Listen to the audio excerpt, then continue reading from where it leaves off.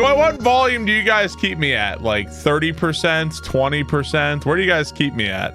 Everyone else is too quiet. Speak up! I keep you at 2%. Oh, I'd rather be too loud than too quiet.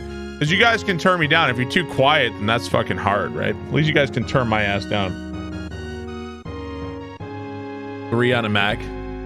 Big boomer energy. You can turn my ass down anytime you want. All right. Mundorum Fragmenta Compagonons. Fragments of the World Companions? How did I do? World Fragment Companions? How did I do? At all? Pieced together? Close? Boring unfinished levels? Is that really what it means? When you were checking on us? Yeah, I open up to see, just to make sure somebody doesn't run in and start spamming, like, you know, something fucking racist or something. I like to keep an eye on chat. Okay. New hack. Let's check it out, guys. See what we got. Tasked with restoring a piece to the world, you must collect 4 puzzle pieces scattered across each realm. By reuniting the pieces, you will bring an end to the Dark Wizard's evil plot and usher in an era of peace and tranquility once again. Okay.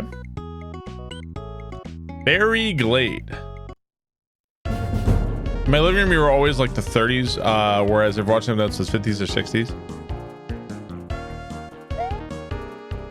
Oh, okay.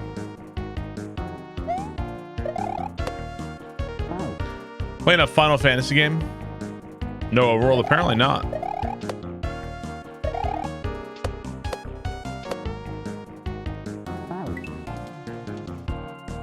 Piecing together the fragments of the world. Oh, you know what it was? I thought that that ceiling would, Okay, so I've made a couple of assumptions here that were all wrong. Okay.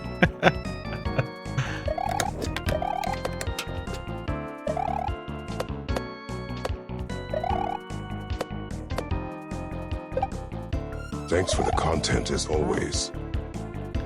Odyssey, thank you for the 35 months. Thank you, Odyssey. Appreciate that, dude. Cheers. Thank you, D. Jeffers, for 59 months. Exterminator, thank you for $5. Thank you very much. Cheers, guys.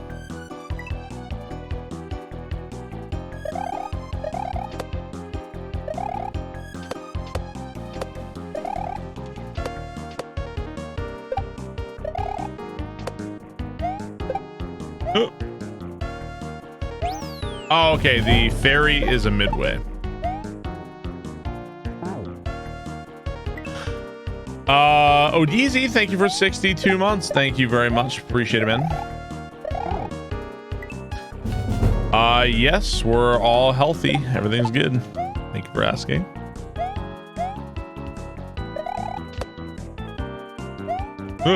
No! The mug has a chip in it. Yeah, Katie got me this mug like 11 years ago, and she has tried to replace it. And she's like wanted to throw it away, and I won't let her. I won't let her. Why do people turn into screeching toddlers when a Zelda thing is on the screen? I don't know.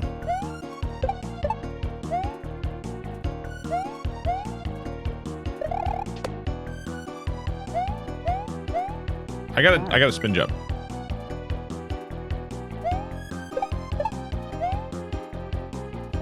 Spinu jumpu. Jump, jump, spin. Die. Who did it? I don't remember. I think it's just kind of natural wear and tear, the piece of the mug that came off. It wasn't like neither of us like dropped it or anything like that. Like I said, I've had it for a long time. I keep forgetting to spin there. Yeah, I don't really know. I haven't really seen any screeching toddlers. Earlier today when it was like, when Grandpa was fine, that was probably the closest we had to screeching toddlers.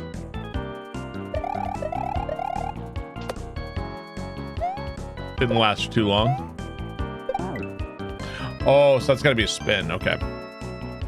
Home with COVID. Thanks for the continued entertainment. Hey, dude, I hope you feel better soon, man. Now that Mario's on, the screeching toddlers have settled.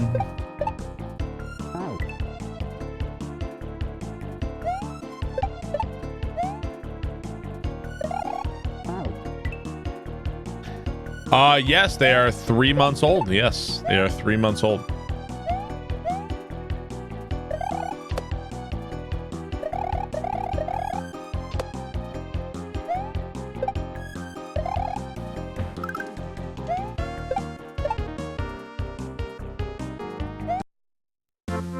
Is that a fucking Banjo-Kazooie puzzle piece? Oh, God. Hey, Mario, that big old 500-pound son of a bitch, Bowser, just took the damn princess and used all the star power to put everybody in paintings.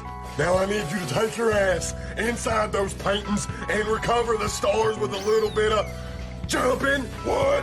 A little bit of punching, what? And a little bit of ass whooping, what?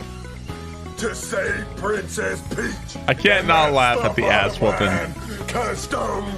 It gets me every time. Well, guys, at least it wasn't the 10,000 bit alert, right? It could have been worse. MG Ska, thank you for the 2,500 bits. Thank you, MG Ska. Appreciate that. At least it wasn't the 2,000. At least it wasn't the 10,000 bit alert.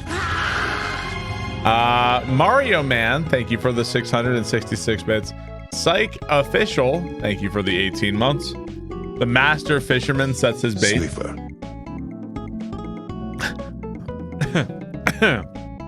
Thank you, Psych Official. Appreciate that, dude.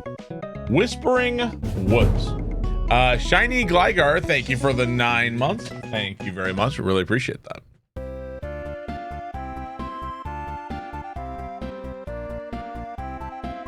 All right, I'm surprised you are not playing Final Fantasy VII. Don't be surprised. I don't like Final Fantasy VII.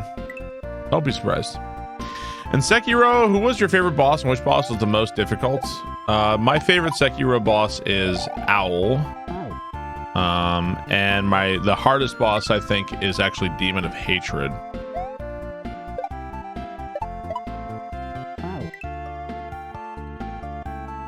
I would say that while I like both owls, are obviously very similar in their own way. They're different fights. I feel like I like the owl, not Owl Father, the other owl slightly better. Because I love he's got like the poison. I love that he's got the thing that denies you a heal. I like his like gunpowder stuff. Like I feel like I love the fact that he like tries to surrender to you, but he's actually trying to fucking kill you. Like, yeah, I think that one's just really, there's a lot of charm in that fight. Really like that one a lot. I'm surprised you aren't playing Sekiro despite the Final Fantasy VII fans. Demon of Hatred doesn't fit with your weapon and moveset. I just don't think Demon of Hatred, it's interesting. I kind of wish Demon of Hatred, I don't know, something about the fight, I'm not like, I don't mind the fight, like I do it every time, obviously, but not my favorite fight in the game, for sure.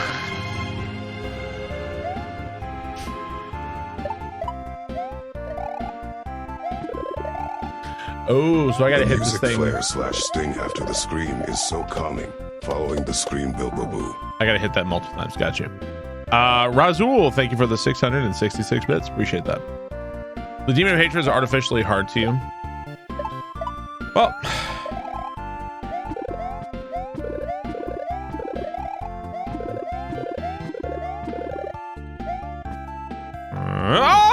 how? Maybe I should like keep hitting it. See, Demon of Hatred is kind of weird. I feel like to play the fight optimally, like to do the fight well, his giant like fire AoEs that like they fucking wreck you. The best thing to do is keep running. Run. Like you run in, you get a couple hits, then run. And like, I don't know, it's just not particularly enjoyable.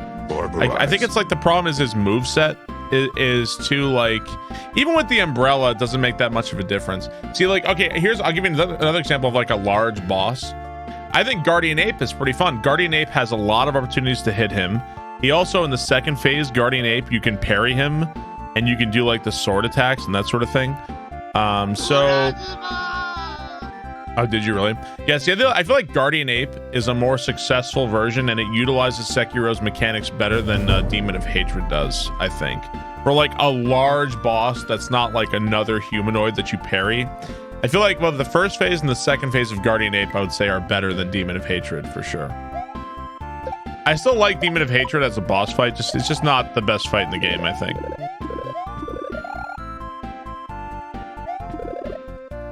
This is like a timing thing here.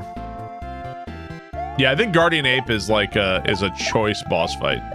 Very, very good.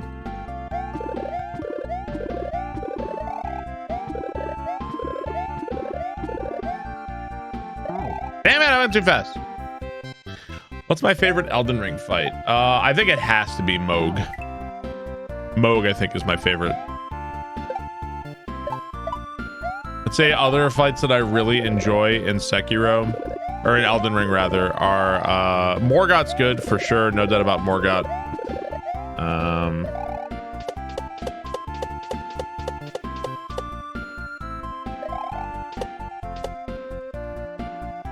Ow! Morgott's good for sure. I wish he had more HP. Radahn's, I like Radahn, he's fine. I like Draconic Tree Sentinel, I think he's good. I've warmed up to Malekith over the years. I like Malekith, Godfrey. Yeah, I'd say all in all, I'd say my favorite is definitely Moog, though. I'd say Moog is my favorite. Moog is Hobbs' favorite, too.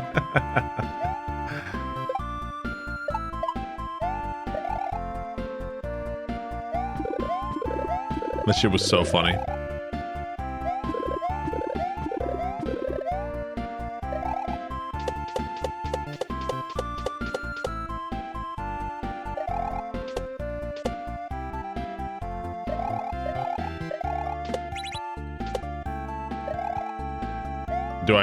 Okay. I don't know if you like, do I spin jump on a squirrel? No, you just jump on a squirrel.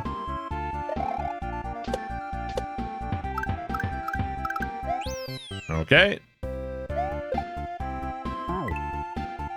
I mean, the hopcon that is in the no-hit runs. You know, in some ways, when it comes to streaming, I kind of feel like no matter what, like everybody has like their cross to bear, so to speak, as a streamer. Like, it's hard to get out from that. It's like being typecast as an actor. You know, it's like a similar thing. There you go. Like, if you always play the villain as an actor, then you're just going to be that forever, right? If people know you from Mario and then you're not playing Mario, where the fuck is the Mario? Why are you playing this thing? If I know you as a no-hit runner, hey, when's the fucking no-hit runs? Why are you playing this? Where the fuck is that? I feel like that's just a common thing around a lot of streamers, you know what I mean? It's hard to really, hard to maintain the variety. Streaming and playing different stuff can be pretty tough sometimes. It can be pretty tough, so... It's just, it's like being typecast, like getting typecast as a streamer. I don't know if there's a word for it. Streamcast.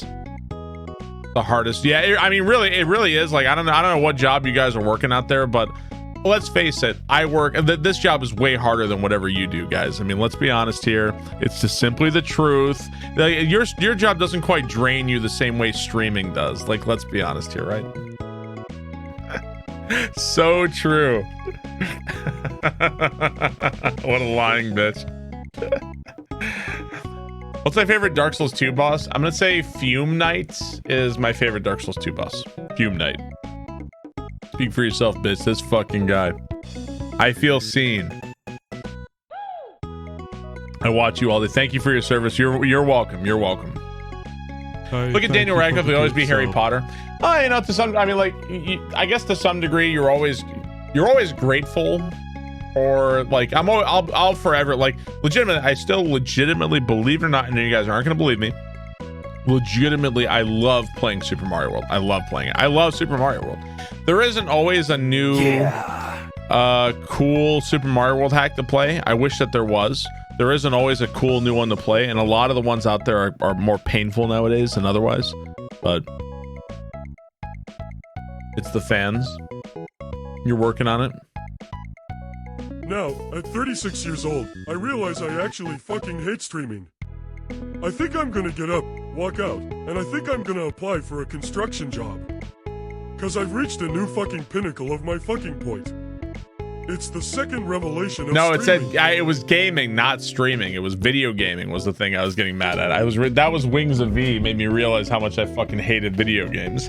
But no, I legit really love Super Mario World. I'll always be grateful to Mario Maker and Super Mario World, but It's never gonna go away. It'll always be like, you know, the foundation here. So Wings of V, what a frustrating time that was. All right, Magic Meadow. Let's take a look. I felt like I had to play the painful hacks. I think I'd stop liking SMW. Who would lose these leaves? The leaves are so jank. I cannot believe somebody would use these.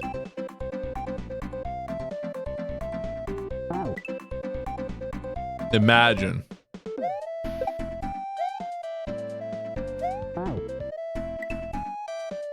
Right as I go right through one. I think the leaves are awesome. I think they're awesome.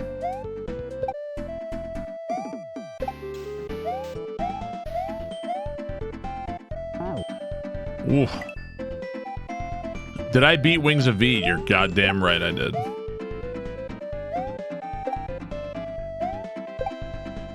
Yes, I did. It wasn't that unfair of a game and I was just losing my mind.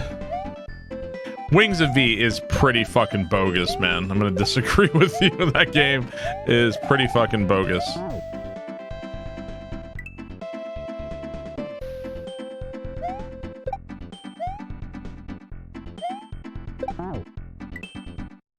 Was it worth it? Was Wings of V worth it? Well,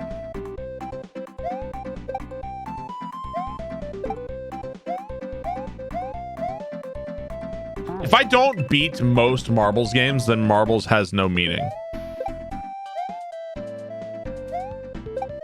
I also don't want to, like, look at how much people bring up Wings of V after I beat it. Imagine if I didn't beat it.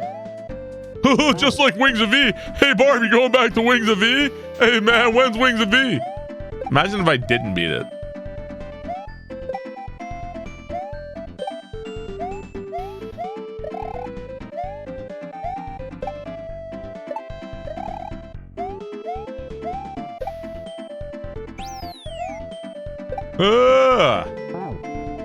It's pure pride. Darksiders? Nobody fucking brings up Darksiders. Nobody brings that shit up. When's Ogre Battle 64? I can put the game on and go fall asleep while the game plays itself. I can do that for you. People still bring up Hyper 6. What about Ogre Battle 64? Counterpoint, if you only played it for 5 hours and quit, no one will remember. I disagree, because I think people would be bringing it up nonstop. Like, hey Barb, you ever think you're gonna go back to Wings of V? Hey Barb, you ever gonna go back and beat that?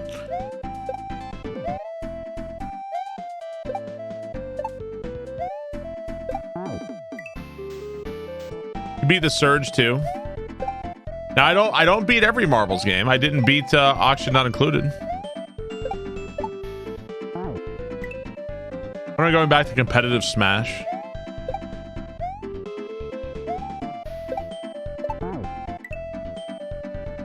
As soon as Donkey Kong is a viable character, I guess. Street Fighter 6. Is it retired? Auction Not Included. Just such like a large commitment.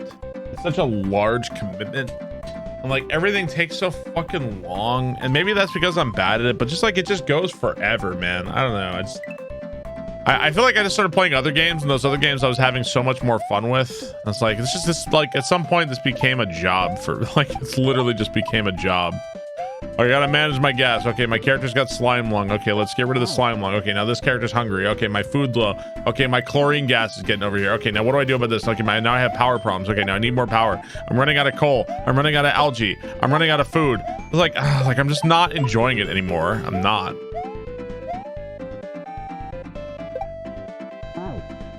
Yeah. It's too much at some point. I'm not enjoying it anymore. I was a dupe and you never died. Damn job. Sounds like it sucks. What do you do for a living again?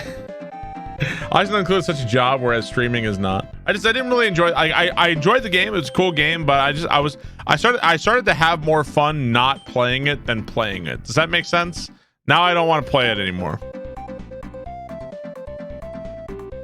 Right, I feel like I wasn't making any progress, you know? I honestly didn't feel like I was making any progress towards anything.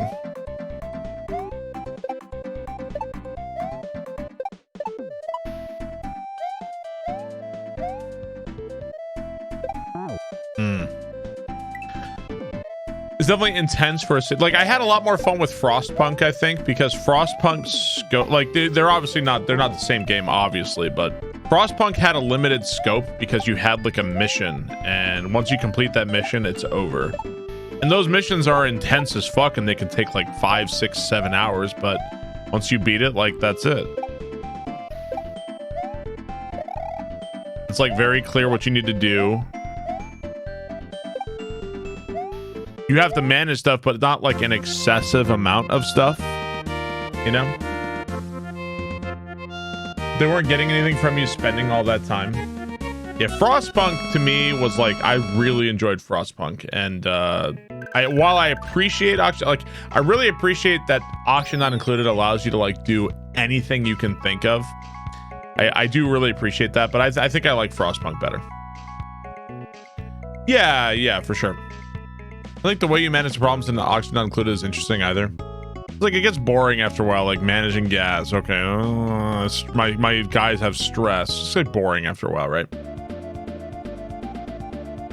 Wait until somebody picks Factorio Satisfactory and you have to dedicate a month to complete one run. Do you feel in charge?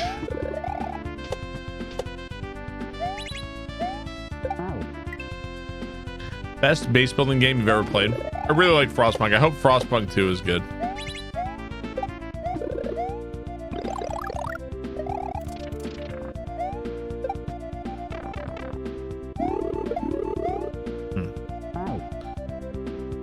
You want to see Factorio so bad. You have to play the last scenario of Frostpunk? I don't have to do shit, motherfucker. Who the fuck is you? I don't have to do a goddamn thing. I played a lot of Frostpunk. I'm probably gonna leave it for now, at least until the sequel comes out.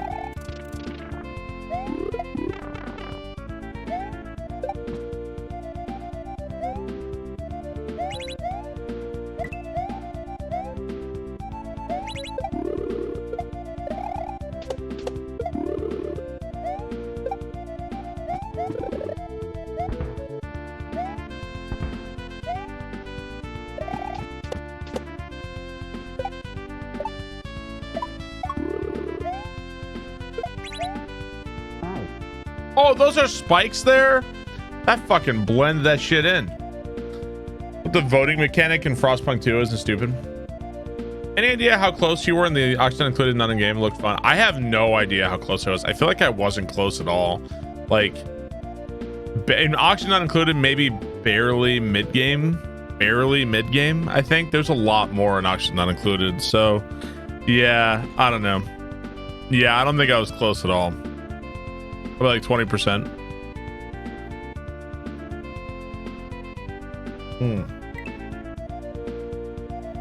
Right, yeah. It was, dude, it's a fucking hell of a game. I enjoy it, but I don't think, like, I enjoyed it. I appreciate it. It was a good Marvel's choice for sure. But, yeah, I'm done with it. First time catching you live. Well, what's up, I love you mid-roll. Welcome to the stream. Thank you for the brand new sub. I really appreciate that, dude. Welcome on in. Thanks for watching.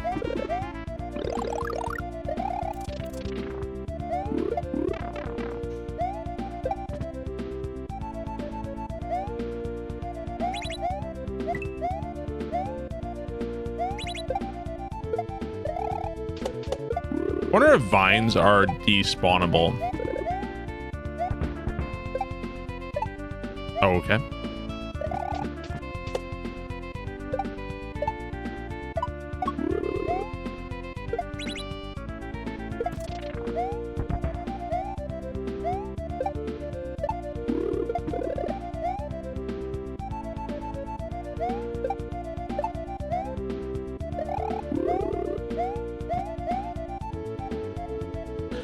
They all nope.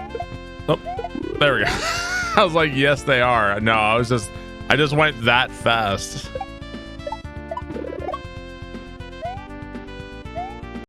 Hey.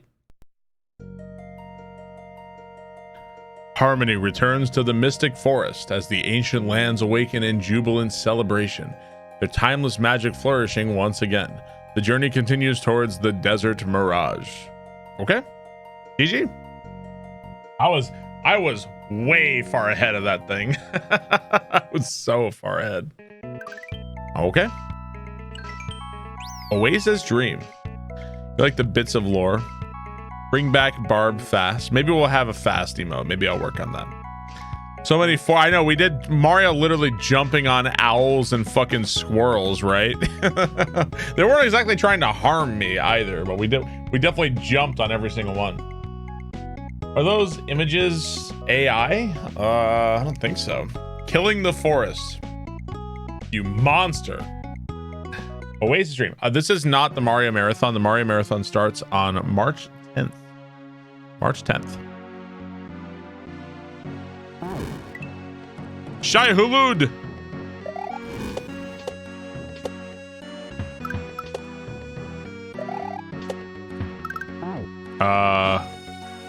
Okay.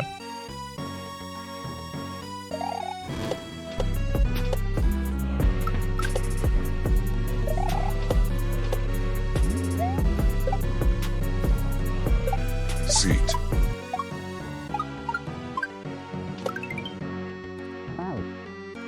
Okay. Heinz, thank you for the 70 months. Thank you, Heinz. I greatly appreciate that. Thank you very much.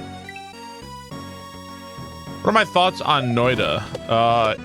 Interesting. I feel like I would have, if I devoted more time to it, I would probably have more fun overall with Noida than Spelunky, but neither game I don't really care for, honestly. I think it's about like the quickness in which the game kills you and murders you. Like the you're alive to then you are fucking mega dead happening in like a split second. So it's not really for me.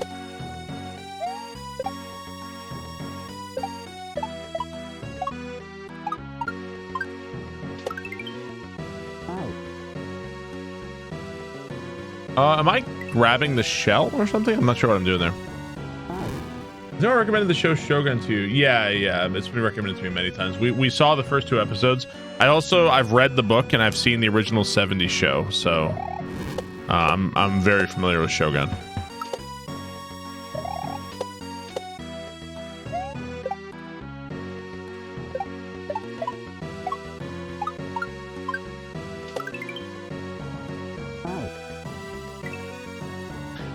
Spelunky is in my top 3 games. Is this an intermediate level ROM hack?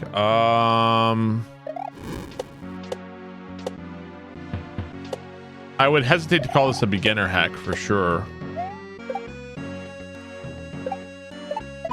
I haven't finished it yet, so I don't know how difficult it gets.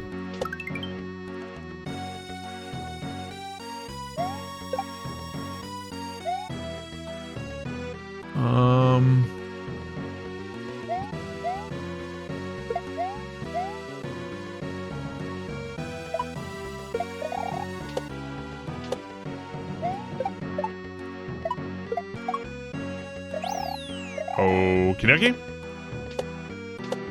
Some lucky guesses on that one.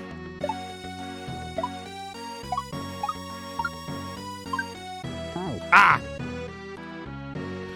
Mario stars in Dune 2.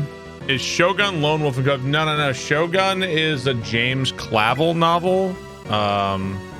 He's also the writer of King Rat and Taipan and Gaijin. I don't think he's still alive. I think he passed away a long time ago, but it takes place in the end of the Sengoku period, right before the Tokugawa shogunate. Like, he changes the names of a lot of stuff. Like Ishida, like Mitsunari Ishida from like actual history is Ishido. Ieyasu Tokugawa is Toranaga. So like he changes the names, but essentially it's like a historical fiction about like Japan in like the late 1500s, early 1600s. It has like a basis in reality, but he obviously, like, a lot of it is just pure fiction. So kind of smart the way he does that, honestly.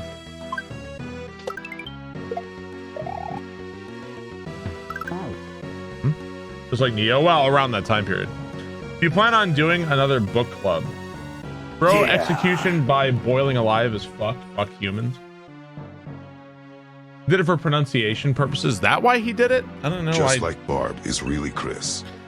So I feel like naming, like if you made a historical fiction like that and you change names, I feel like you're making it historical, but then you have like a shield for yourself and you're like, well, it's fictional. So like, you know, like if I didn't get this exactly right, or this is slightly different than how it was in reality, then it's not supposed to be historical, right? Whoops. Sonzer, thank you for the 500 bits. Thank you very much. Appreciate that, dude. Kind of lets you like protect.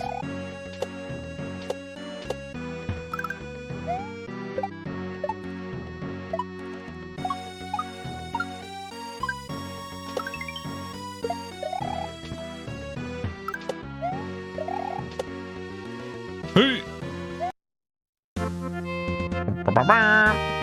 What's up, Grand Coda? My week is going good. Thanks for asking. Excited to eventually watch the new Shogun, but I haven't seen the old one.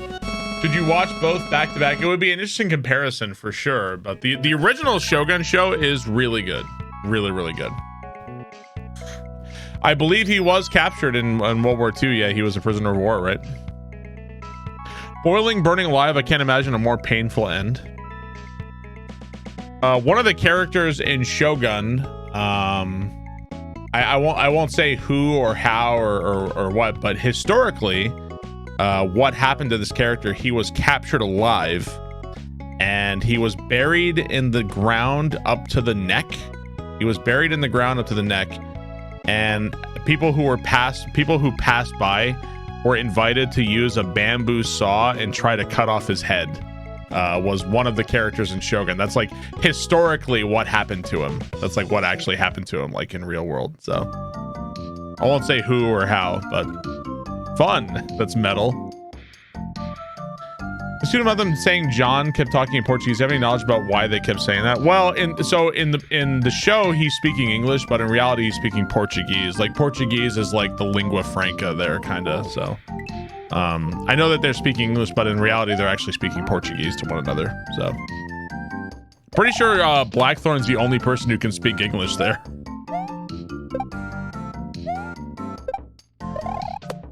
He's the only Englishman.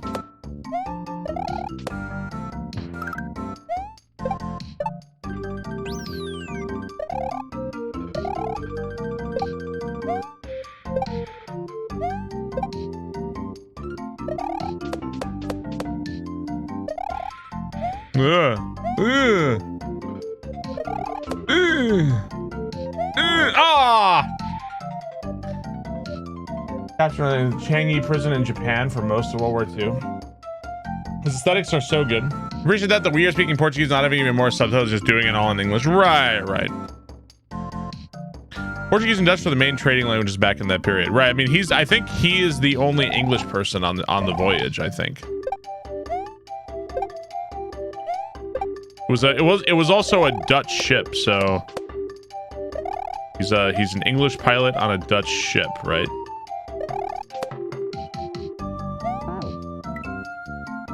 Right. How did folks even learn new languages back then?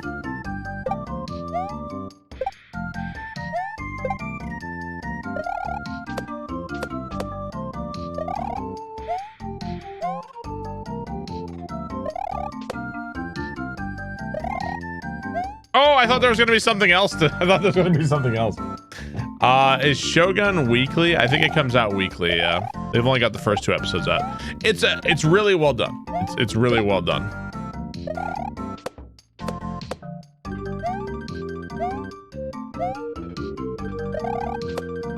It's cool to see Hiroyuki Sanada. It's cool to see him as an actor. I like Hiroyuki Sanada. If you like Shogun, if you're looking for something to fill the void, like while you're waiting for episodes, I would also recommend checking out something called Twilight Samurai, which also has Hiroyuki Sanada. It's an older movie.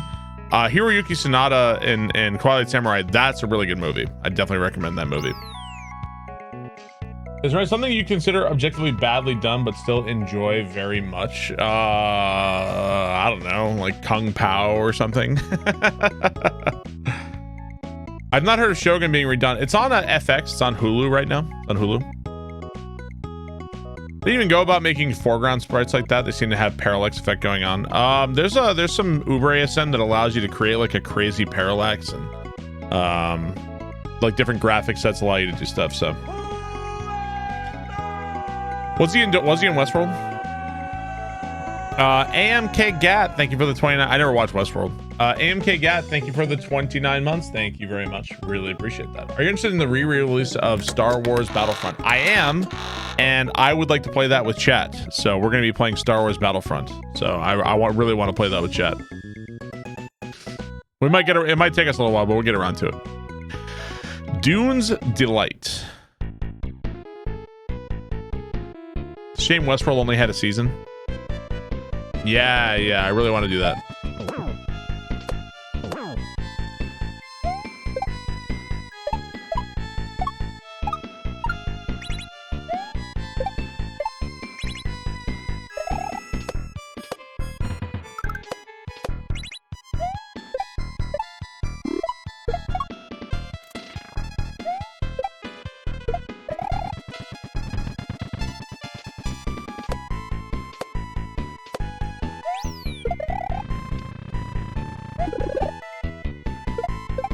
Oops. Dunk. I know, I do like that they are literally switches.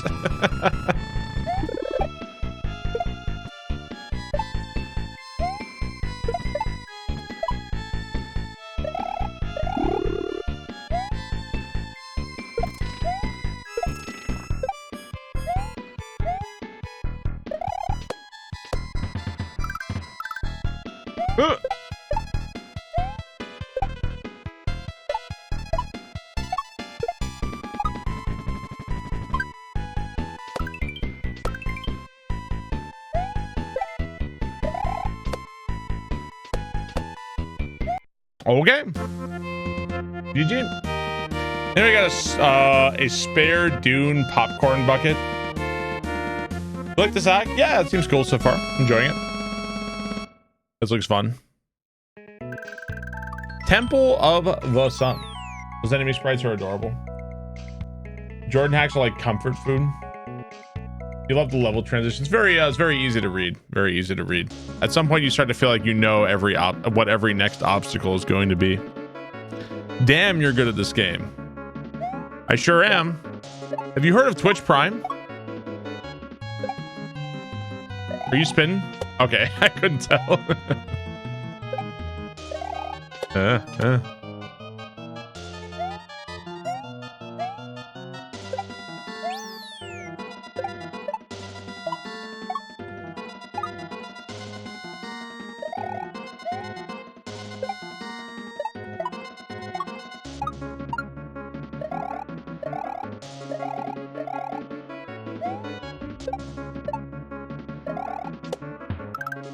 I couldn't see what was going on, man.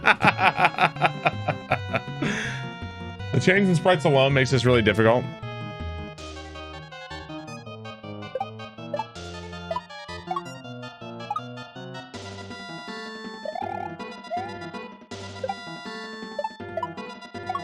I saw the background tempo and I started thinking about Stargate.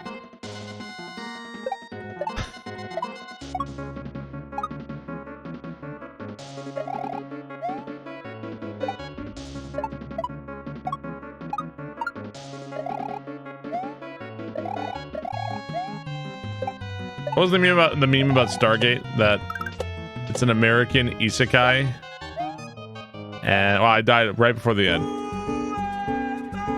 It's like an American isekai where like you travel to another dimension and you fucking decide to nuke it or something. Like it's something fucking stupid. I don't remember what that fucking meme was. Denied. Thank you for the 18 months. Thank you very much. Hang on, let me see if I can find the meme.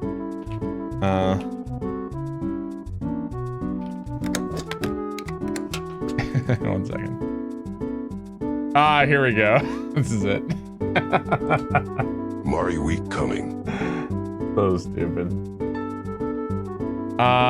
Zach Wag, thank you for the sub. Appreciate that. Thank you very much. This was it. Japanese isekai. I'm a loser transported in a JRPG full of hot cat girls and elves. American isekai. There's an Egyptian god trying to kill us. What do we do? Nuke his ass. So stupid. So fucking stupid.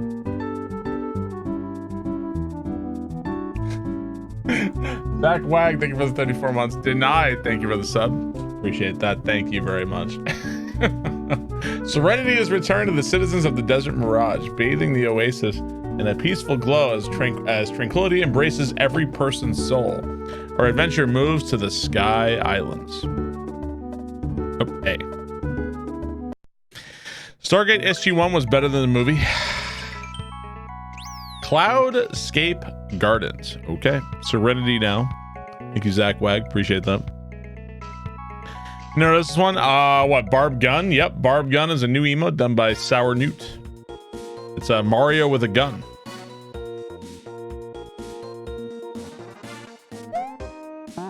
Oh, spin.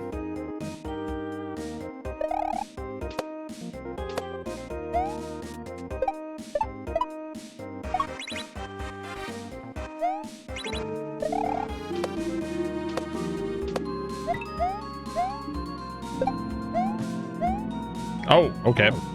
I didn't expect the clouds to be solid. I thought you could just jump through them. Jam Thig, thank you for 62 months. Thank you very much. Appreciate that.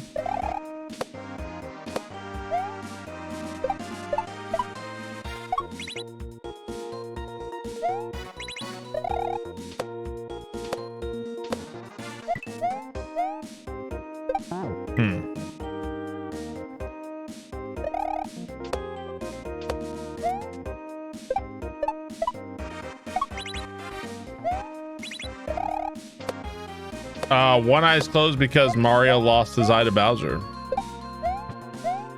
Obviously.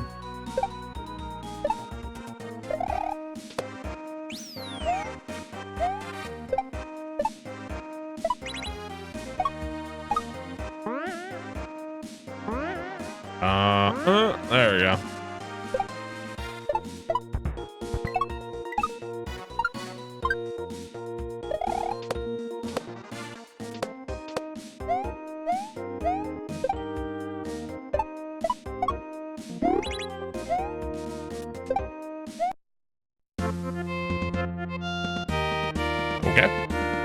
Quantum Leap is my favorite isekai.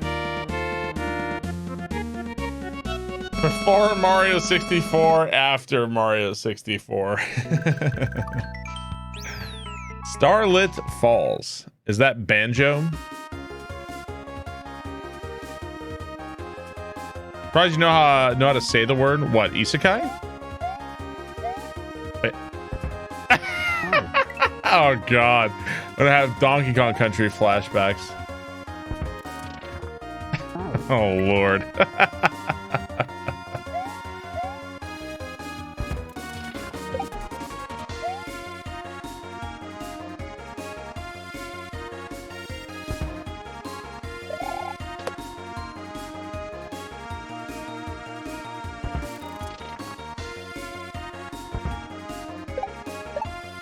Oh.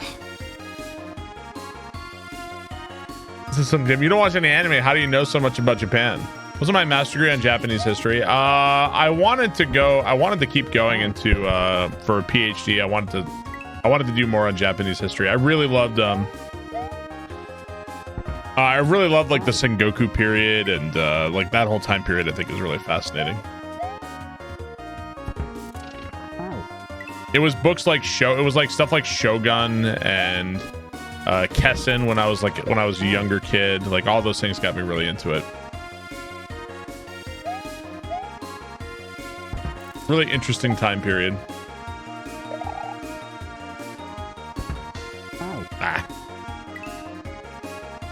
Why was Japan so ruthless during World War II? Indoctrination, propaganda, racism. Lots of reasons. Nationalism. OC, thank you for the 72 months. Thank you very much. Appreciate that. We've been together longer than me and my wife. Barb love. I went too soon.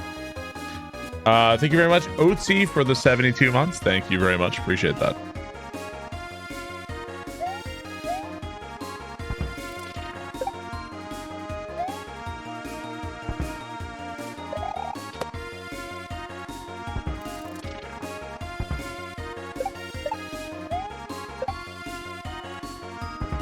Oh my god, it really is Donkey Kong Country. There's a whole hardcore history series that goes into that very topic. Well, that's part of, like, you know, fascism and you know, one of the things that happened in World War II was like the dehumanization of your enemies allows for like crazy atrocities, right? Because they're not actually human. You know what I mean? That was something that.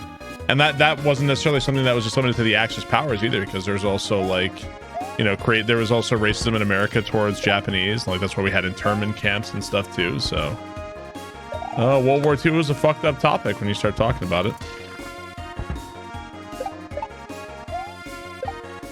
Oops. Hardcore history is so great. Wow, fucking nerd. Yeah, World War II is a pretty fucking dark topic to go into. Yeah.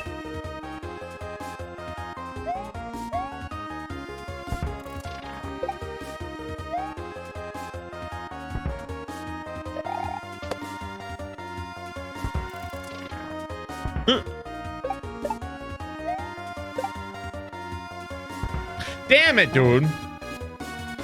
Look back to World War II. We have that today in Europe.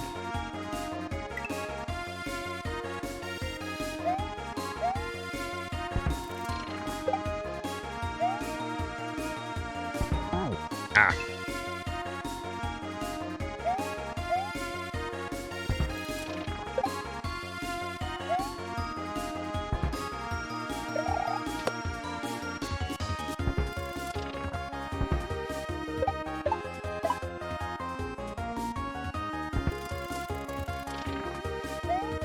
Okay.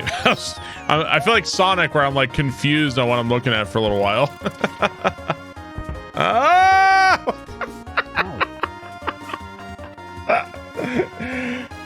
Oh man, I just remember that you cannot talk about history if it didn't happen at least 25 years ago. One that will say about Palestine and Ukraine in 25 years.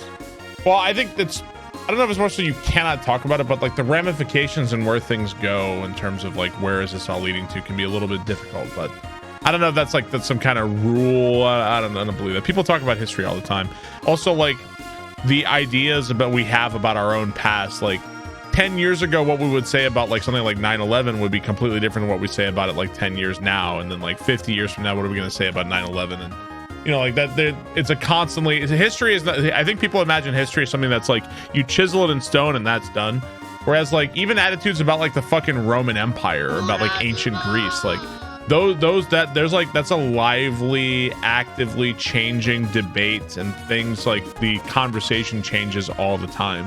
So it's not like history is not set in stone. Think of history as something that's like fluid and changing, and there's new arguments to be had and new evidence to discuss pretty much all the time, and like new models of interpretation, that sort of thing. So even on stuff that happened like 3,000 years ago, man.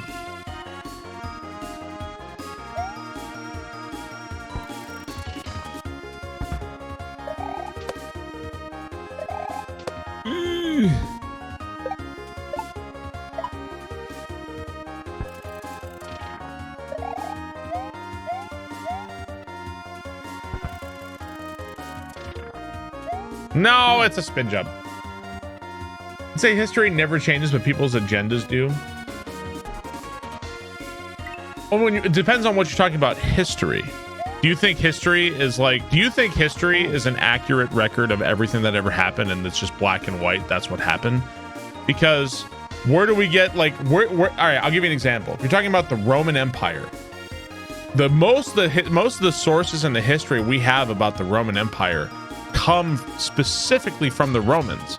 So the Romans would always justify their wars and justify their expansion and justify the war against Gaul and justify the conquest of this region, because they were, in their mind, they were always in the right. We don't have a written source from the Gauls. We don't have a written source from the Germanic tribes. We don't have a written source from the British people that were conquered during, what was it, Claudius's reign, right? We don't have a lot of written sources for this. So if you just accept at face value everything that the Roman says is exactly correct and that they never painted themselves as the good guys and painted themselves as always right, then you're kind of accepting a really, really one-sided view of history, right? So now that's the debate, is how much do you trust the Romans? How much do you trust their sources? What can you use from archaeology? What can you use from like oral sources? Like there's all kinds of other things you can do, but if you're only accepting what the Romans had to say about the Romans, then you're taking a very, very one-sided view. Now here's the thing, is that when it comes to the Romans, we don't have, they were like the primary best source of history about the Roman Empire. So, and that even when you have other sources, like that only continues now, like even stuff that happened 50 or 60 years ago, right? Imagine if like 2,000 years from now, the only history we had of World War II was like the United States. That was the only history. We didn't have Britain's side. We didn't have German's side. We didn't have Japan. All we knew about it was from America. Imagine how like fucking like what it would be a very, very one-sided view of World War II, right? So you would want to have all the different perspectives and all the different views from it. Then we'd have it correct. Canadian Platypus, thank you for the 31 months. Gita Lele, thank you for the gift sub. Space Ghost, thank you for the sub. Ox Be Paid, thank you for the 15 months. Thank you very much. Appreciate that. Why am I getting ads from the Swedish government on Twitch? Oh, hello, Twitch viewer. Will thou come to Sweden for holiday this year?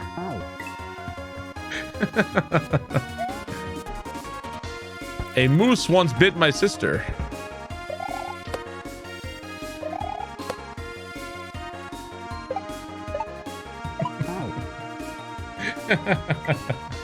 Perfect accent. Thank you. That's Canada. You know nothing about Sweden. Master of accents. Moose bites can be very nasty.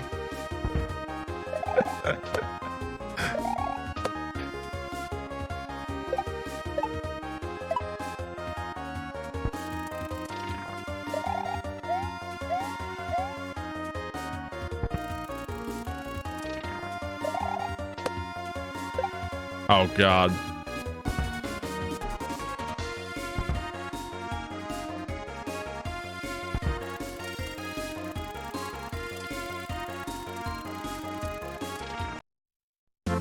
Okay. I think if Japan never attacked the States, we would still have become involved in World War II. Good question. Probably inevitably. It might just not have happened. It might not have happened at the same time. Another question is, Sweden now for some reason. If I'm not mistaken, it's been a while since I've studied history.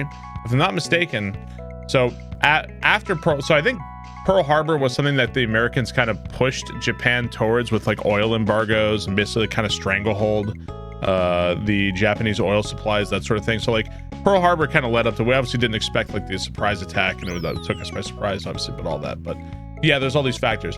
Now, stop me if I'm wrong, but I believe after Pearl Harbor, there was immense outcry. People were furious in the United States, and that we wanted to declare war on Japan immediately.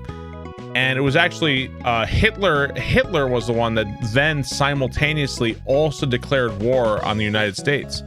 Now, the interesting question is, if Hitler had not declared war on the United States at that point, would America have only gone to war with Japan and had not also become involved in the war in Europe? Because I think Hitler saw that and he was like, okay, now's our time to declare war on Japan for some reason. And people thought that was like why did Hitler do that? And that's like it's one of these like great historical what ifs, like why did Hitler declare war at that point? So, you know, I mean, and I don't know, it's interesting though. There's lots of support in the United States for Hitler. I've loved history since I was young, but I didn't know until I was like 30 that Hawaii wasn't a state when Pearl Harbor was attacked. High school history sucks. You never thought about that, right? And I think that a lot of people question why exactly Hitler did that and what was the, you know, all that stuff. So don't forget the Zimmerman telegram. Isn't that World War I? Isn't the Zimmerman telegram World War I? Are you testing me? We were supplying Europe with weapons we could have been dragged in once Hitler invaded an ally like Putin is.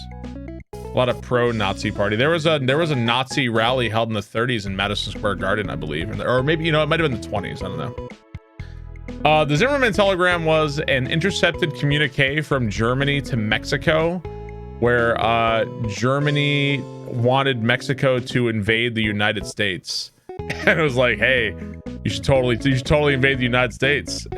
And America got wind of it and pissed America off. So yeah, that was in World War One. Yeah, that was in World War One. Germany offered the United States, right, something like that, allegedly. Yeah, that's World War One. That's World War One.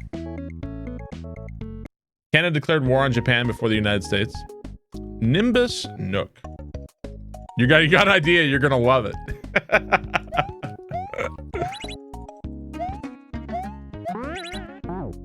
Okay.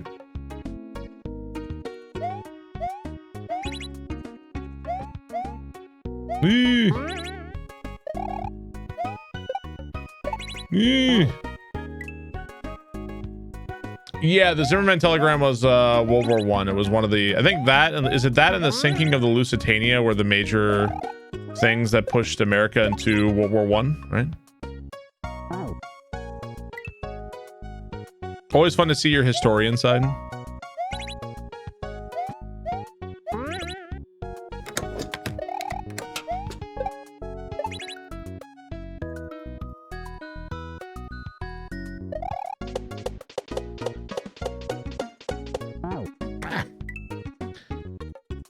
Dante Cerberus, thank you for the 9 months. Thank you, Dante. Appreciate that, dude.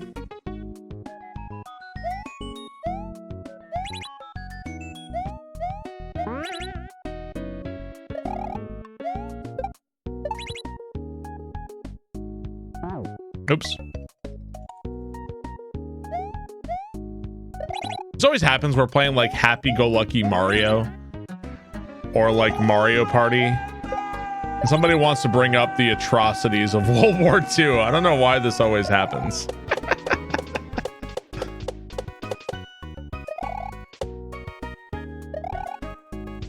Chat, a safe space for people Barb doesn't like. Damn it, dude. GM Pilot, thank you for the 32 months. Thank you very much. Dante Cerberus, thank you for the 9 months. Thank you very much. Appreciate that. I have a favorite conspiracy theory. I don't know. Not really, I think. Not really.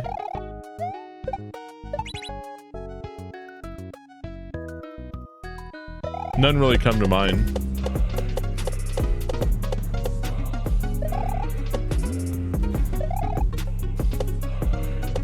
Atrocities of World War II I should wait Kaizo longer. Are very similar. Clarinet, thank you for the 66 months. Thank you, Clarinet. Really appreciate that, man. Thank you very much.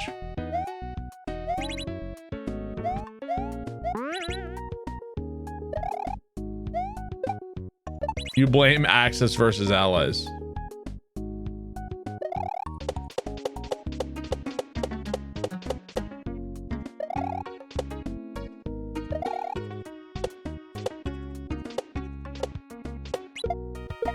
Oh, come on, man. I threw the spring and I caught it anyway.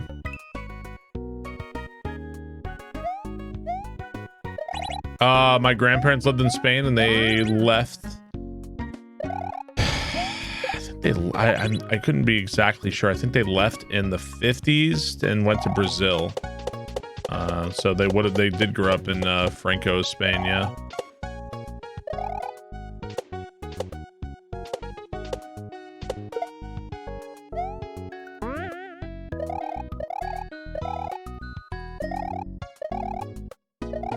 Oh.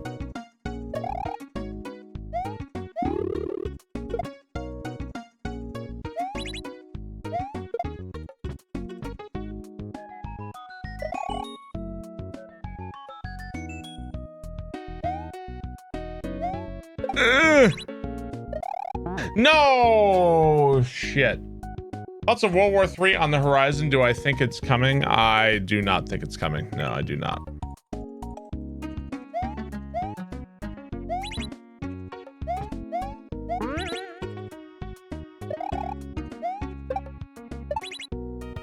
What did Einstein say? It was something like, I know not what weapons are going to be fought in World War III, but I know World War IV is going to be fought with sticks and stones.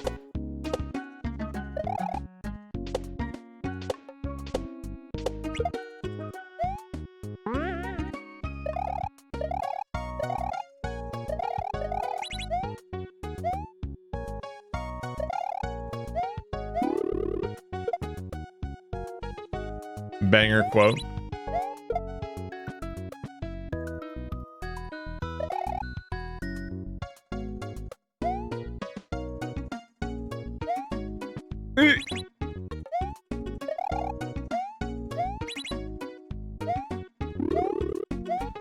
What is that? The fuck is that? What am I picking up? Is that a shell? I think it's a shell. Just trying to enjoy some Mario before the world ends. It's a helmet. Snope says that quote is unproven. Well, fuck me, man. I'm so sorry. Excuse me, Barber King. I came here for accurate Einstein quotes. What do you want from me, man?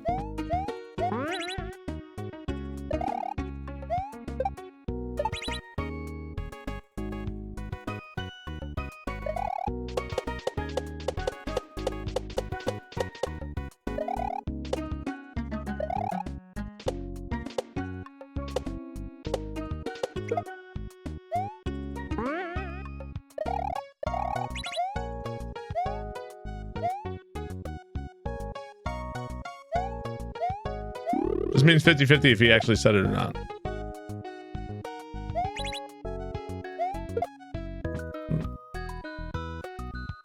This is a bit of a slower level, ain't it?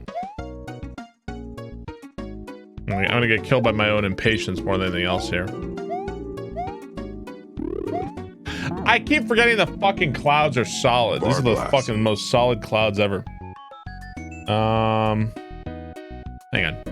I'm gonna have to get up here in a second, chat. I think Katie needs my help with the baby. She's coming home here in a minute.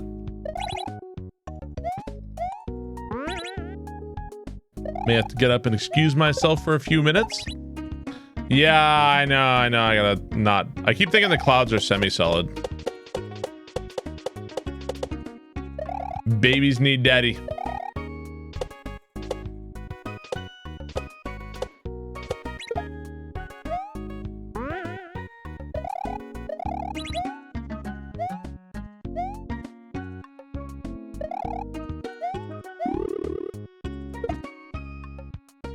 Movie time. I'll put on a movie. I keep going like way too soon. It's gonna get me killed.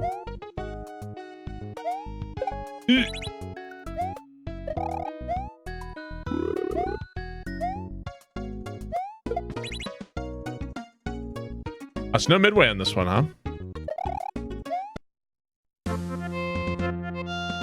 Oh. I thought I was gonna fucking die. Does your wife ever call you Barb? She does not call me Barb, no. Hi. Celestial Cascade. Okay. Kettlelick, thank you for the 79 months. Thank you, Kettlelick. Appreciate that. Thank you, Flogistons, for the sub.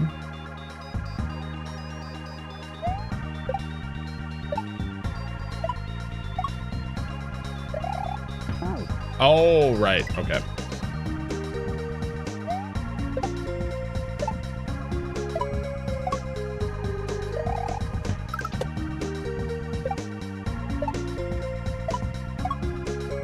Oh, it's just been shit. Okay, hang on. Katie just got home, chat. Katie just got home. Have you seen the YouTube video White Yoshik is doing on programming SMW in Godot? I have not. Guys, I gotta get up. Katie just got home. She needs my help. I'll be back in just a few minutes. Let me put on a movie for you guys here real fast. And I'll be back in just one moment. Man, put on a... well, I haven't done a Best of Barb in so long. In a long time. We should really put on a Best of... I should really do new Best of Barb. Let's see. Let me not put on in a long time. This one? I think it's been a while for this one. All right, chat. I'll be back in just one moment. BRB, guys.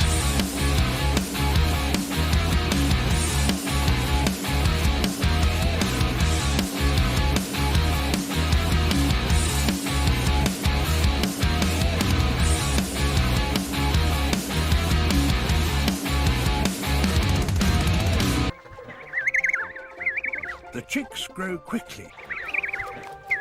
Soon, they're keen to explore, but always with mother in tow.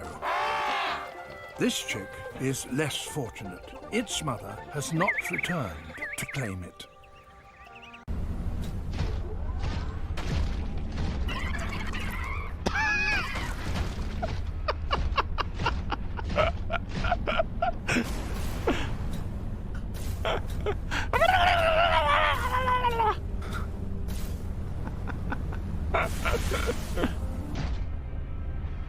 You monster.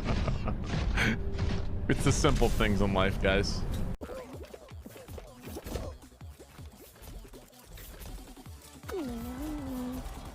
I just fucking punched my goddamn lights out. Jeez. Wow, man. Just fucking tongue punch my fart box right there. Jeez, man. Thank you for the resubs. 11 digit. Thank you for the 5 months. Thank you very much. Whoa! You can't hit him for shit. You can't hit him. What are they thinking? You can't hit him for fucking dicks, man. How are you supposed to fucking hit him? What does this say? Take the plunge, you won't die. It'd be pretty funny if I just died. I'm not gonna lie, it'd be pretty funny.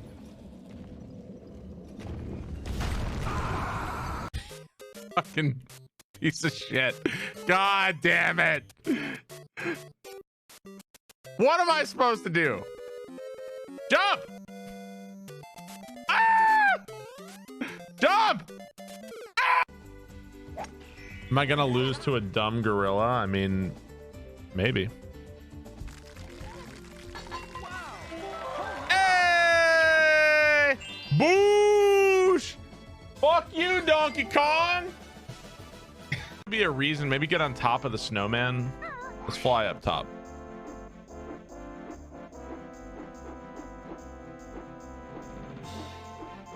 Aha!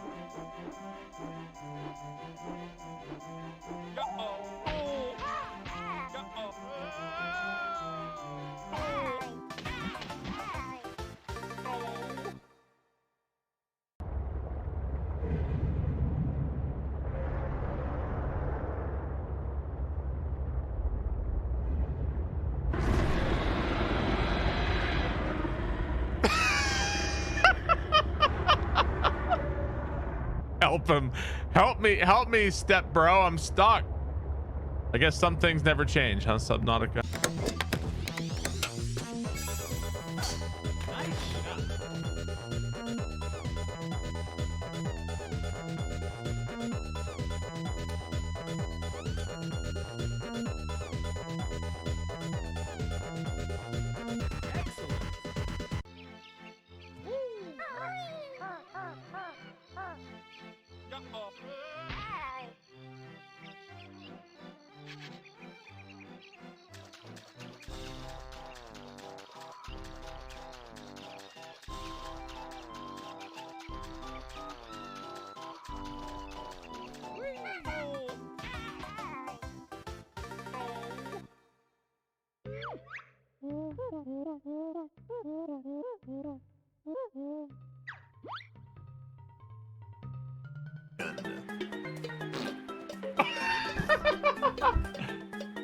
Gift sub. There we go.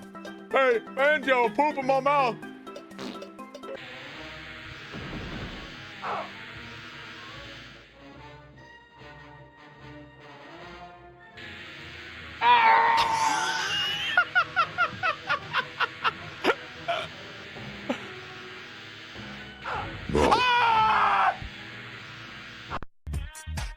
She says boo now. Whatever was much better.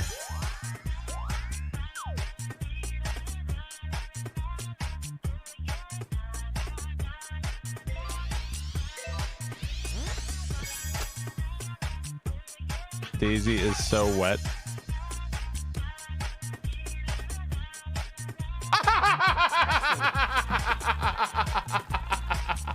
What is this shit? You're like inside. You're gonna hit him. Dude, you're gonna hit him right in the balls. You're gonna hit him right in his fucking spike balls. You're gonna hit him right in the balls. Oh, that hurt. Oh, I have like sympathetic pain there. You see how he like went back? Oh man, that hurts. Right in the nuts.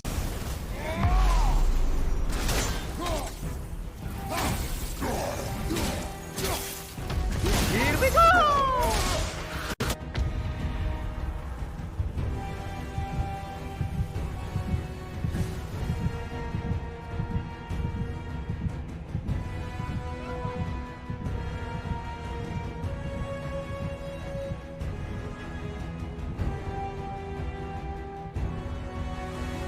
I'm climbing to 6,000 meters. Not fair. It's not fair, man. Ah! Ah! Ah! Which one was it?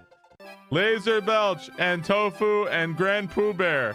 I wanted to give you a preview of what I am working on in Grand Pooh World 3. I hope you enjoyed the fruit of my hard work tonight. Thank you.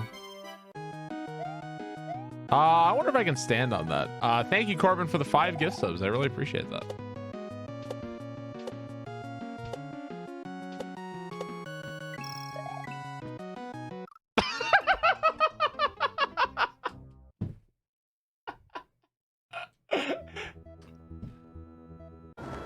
I'm back. Thanks for waiting, guys. Sorry. Katie needed help. Babies are here. Zelvoid, thank you for the sub. Colo Killer, thanks for the sub. Appreciate that. Thank you guys very much for watching that tough shit. It's on YouTube. Go watch that. Hey! Bring back past Barb. All right, back in. Let's do it.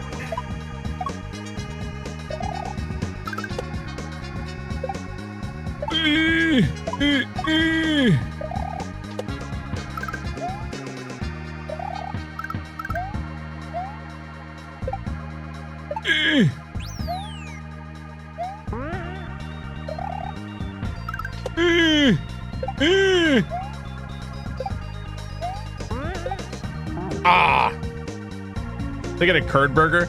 No, I got a dude. I'm in love with the spicy chicken sandwich, man.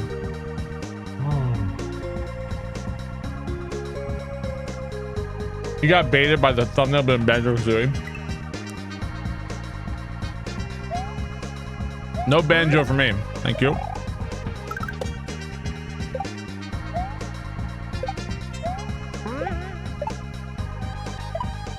Whoa.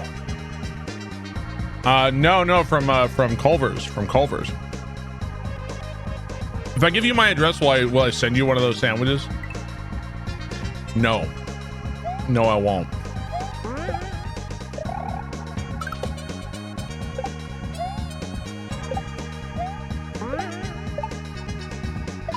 Huh.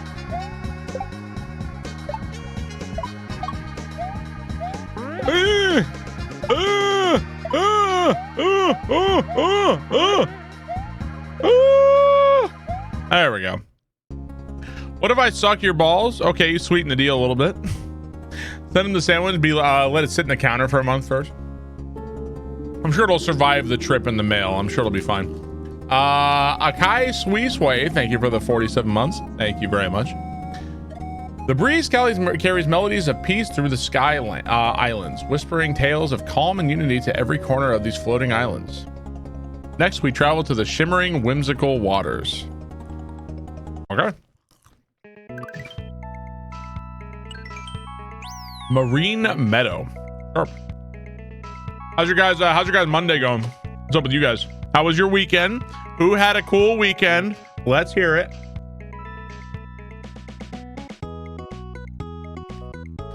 Somebody had a cool weekend. Let's hear about it. You moved into your new home? Nice, man. Nice. You saw Dune 2? How was it? You went to a gem and mineral show. Playing Elden Ring with your friend. Are you doing seamless co-op? Your baby boy is doing awesome. That's good. I had sex. Your right hand doesn't count. Everyday Taco, thank you for the 15 months. Thank you very much. Appreciate that. I want to see Dune 2. I want to see it. Waiting for my Prime sub to work. I'll go ahead and be poor. You broke the inner glass of your oven? Bummer. How the fuck did you do that? What about the left hand? Maybe if you sit on it and make it go numb for a while. We're both on PS5, so it's a bit annoying. Ah, okay. Yeah, apparently seamless co-op is really good. Apparently seamless co-op is like amazing. You worked the NFL Combine in Indianapolis last week. Pretty fun, huh?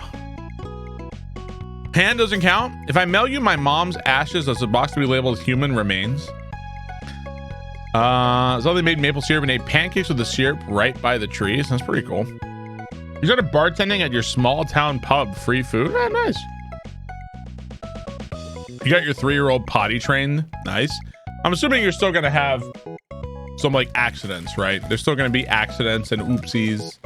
So, is it appropriate to lay, if you have like kids that are 3 or 4 years old, is it appropriate to lay a bunch of newspapers down in their bedroom, or is that not appropriate? I don't know. Zaphod, thank you for the 49 months.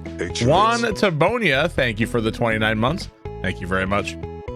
You're also co-oping Elden Ring, so much fun. Here's Sekiro again. Rough start once again past Lady Butterfly, but one-shotting the boss of this game is great. Yeah, Sekiro is a lot of fun. We actually have, when we're changing them, we have them on these little P-pads that are, they're pretty efficient. Lobster Live, thank you for the 30 months. Thank you very much. Appreciate that. Thank you, Lobster. You beat Cyberpunk. How was Cyberpunk? How was it?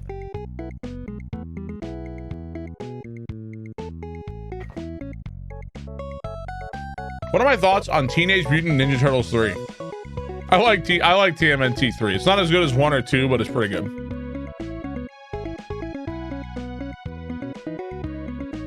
Hopefully they make seamless co-op compatible DLC in the future. I don't think they're going to. I do think that that's a big flaw with FromSoft games, are the way in which you engage in multiplayer. It has a really archaic, really bizarre system. I think that there should be a way to just join your friends and play with them without having to navigate the fucking summon you come in, now you leave, now you come back. It should be, you want to play multiplayer. You're in it. No more bullshit. Don't have to summon. Just do it. There should be like lobby systems. It's just not very good. Yeah, they need to reinvent that for sure. Like take a look at that.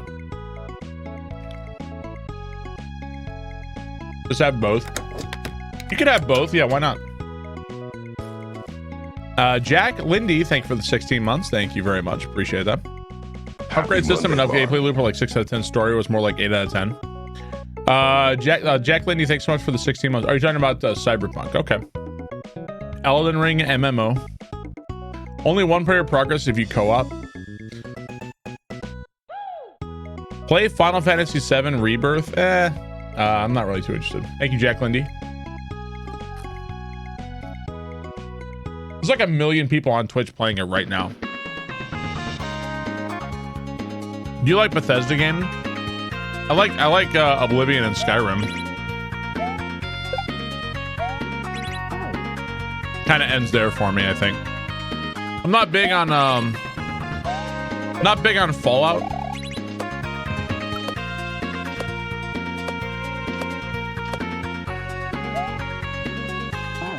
Want to see you, Barb? Well, Daubers, why don't you win marbles then? If you want to see Final Fantasy VII, win marbles.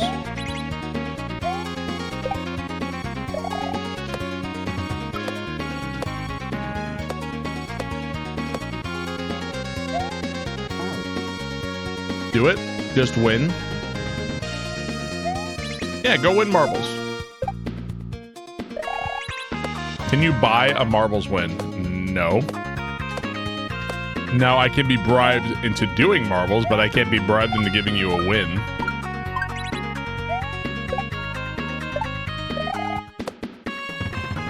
I have no power over that. Please no Final Fantasy VII. Can we sell a marbles win? Oh my god, imagine you win marbles and you're like, all right, chat, I won marbles. Whoever gives me the most money, I'll give you my marbles win. I think anybody involved in that would be banned. Like that person be banned. Anybody who gave that person money would also be banned. Like all bans all around.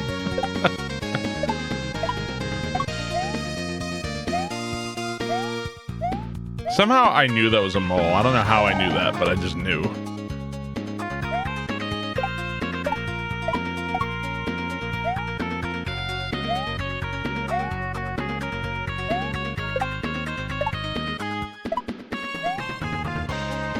I don't know where I'm fucking going. Usually has an anime feel to it. Do it on the black market. I'm anti-capitalist. Capitalism for me and not for thee. Invest in marble stonks.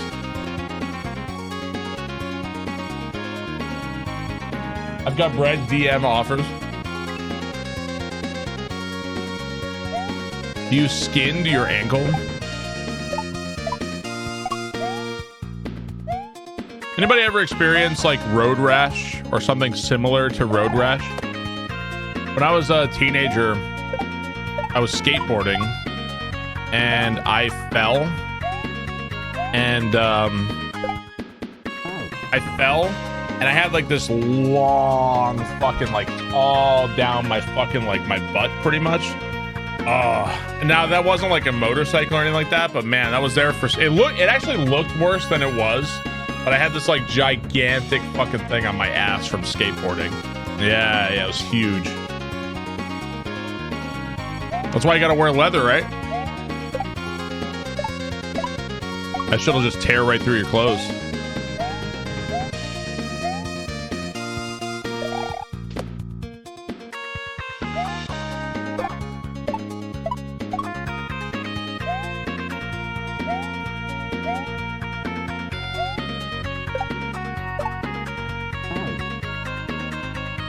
You got turf burn usually happening when sliding on an artificial turf field? No, I've never done that.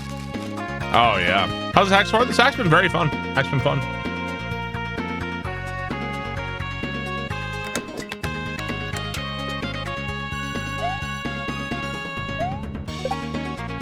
Is the music loud? It's fine to me. I don't know if it's loud to you guys or not.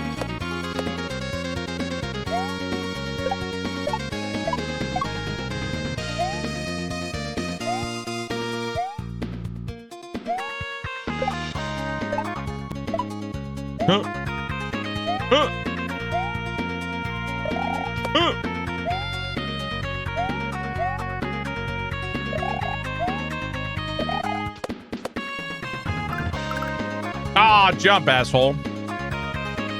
A tad, but I have no issue with it. I'll turn it up a little bit. There, a little bit quieter. It's crazy thing how dangerous most modern cars are. Is it? So I'm kind of ignorant on cars, so I have no idea. This is me asking chat. I would assume that modern cars are safer than cars from like 20, 30, 40, 50 years ago. Is that the case, or is that not the case?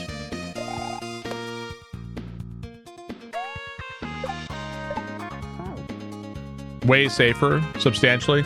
Well, isn't it nowadays like cars, like, okay, if you're imagining like the worst kind of fucking collision you can get in your car, this is also incorrect.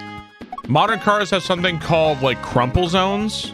So like basically like the car is designed to crumple and like absorb the damage that would otherwise have been inflicted on you, and that's something that like older, more solid cars would not have had, right?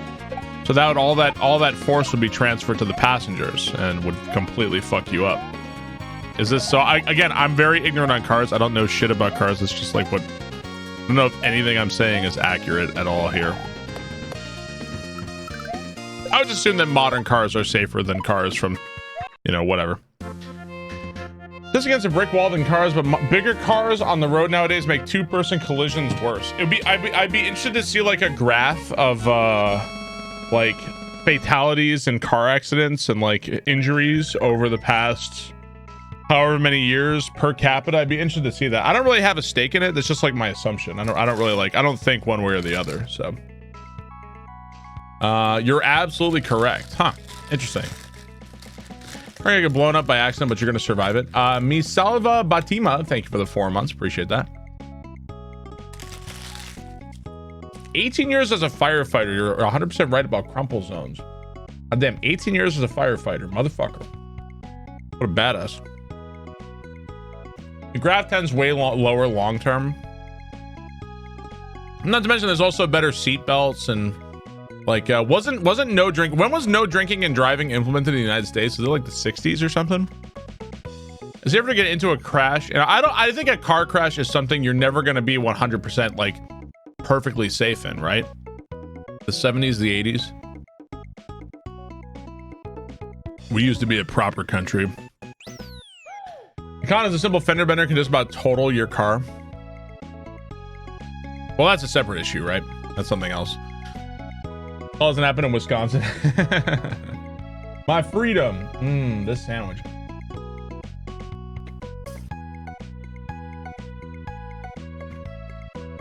Christianity has so much safety tech, it would take an hour to describe it all. Reminds you of DOS games. This is a video where drinking and driving became illegal. I did not.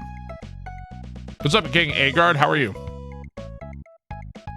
Hello from North Carolina. Are there pedestrians in the United States? No, it's illegal to be a pedestrian in the United States. Of course there's fucking pedestrians, asshole. Of course there are.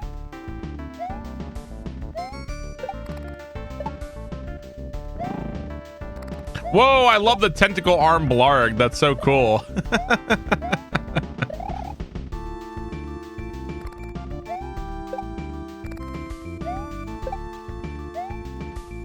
No, what the fuck? It's illegal in places. Definitely not safe to be a pedestrian. Now, it depends on where you are. Depends on where you are.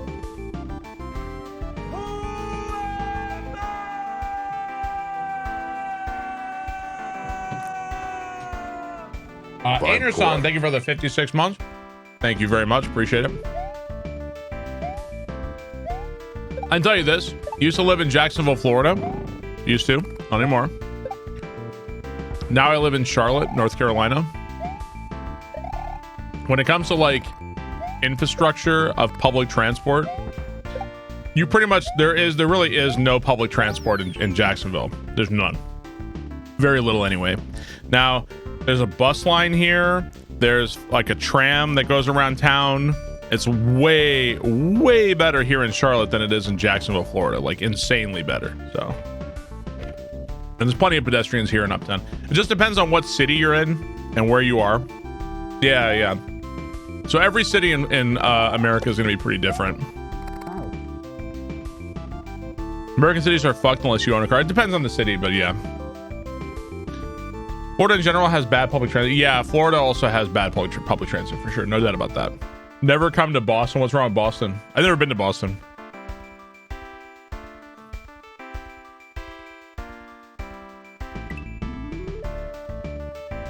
America's a big fucking country. Yeah, it is.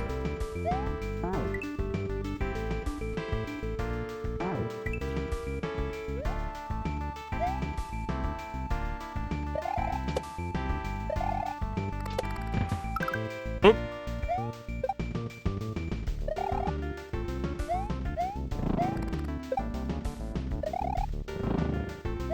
Okay. I did get my Culver's. I had my spicy chicken sandwich. Fuck driving in Boston. Texas is bigger than the UK.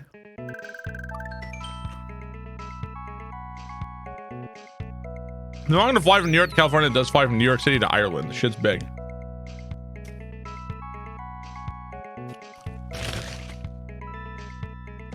Are we collecting jiggies in this hack? I think so. Damn, I was hungry. Wrecked Reef. You almost got ran over in Boston, then the lady gave you a middle finger. People in the north are so nice.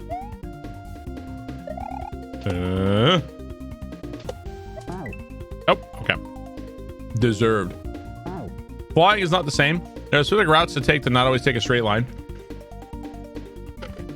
I remember seeing, if you were flying from like Chicago to Mongolia, what is the fastest route to fly? You would think, like, if you're looking at a globe, you would think it's like a straight line, but it's actually like a fucking like weird ass line to be like the fastest way across to get it over there. It's actually like a really weird, yeah, it's like really weird how you actually would fly around the globe. It's really interesting. I remember seeing that shit. It's just, I remember it was very strange, like the arc it took to be the actual fastest way.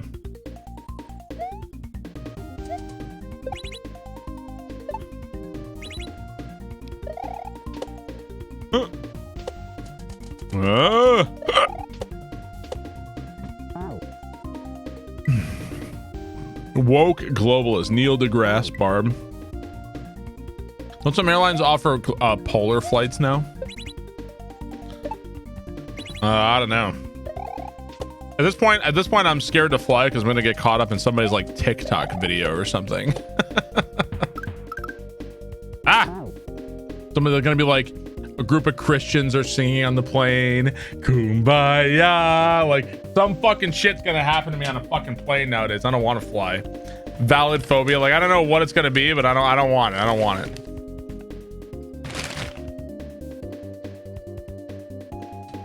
Call the air marshal.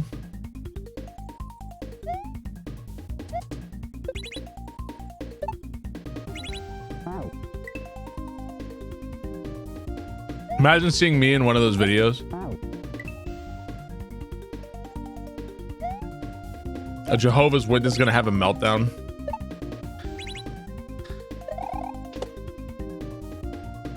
Doesn't seem like I'm going anywhere for a while anyway, so. Oh God. Me crammed into an economy seat would be a sight. I've never flown first class. I've only ever flown on regular. I've never flown first class ever. Flying is not particularly comfortable for me. Not particularly comfortable.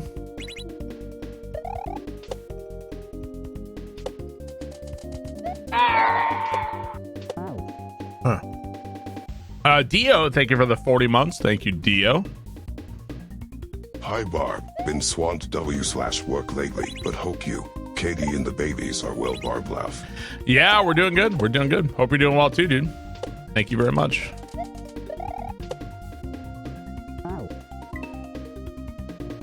Yeah.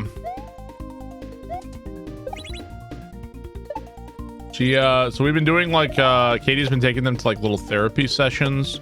So like make sure they've got like full range of motion on like their neck and stuff. And they're doing fine. They're doing great. From like an abundance of caution and just like making sure we're doing everything we can for them, that sort of thing. So girls are good. They're getting longer and longer sleep at night. So that's good.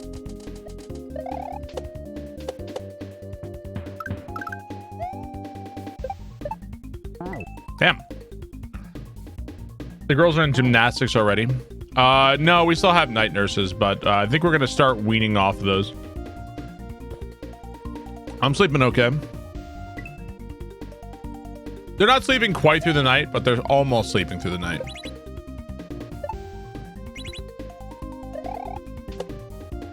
We're going to ease into stuff as much as possible.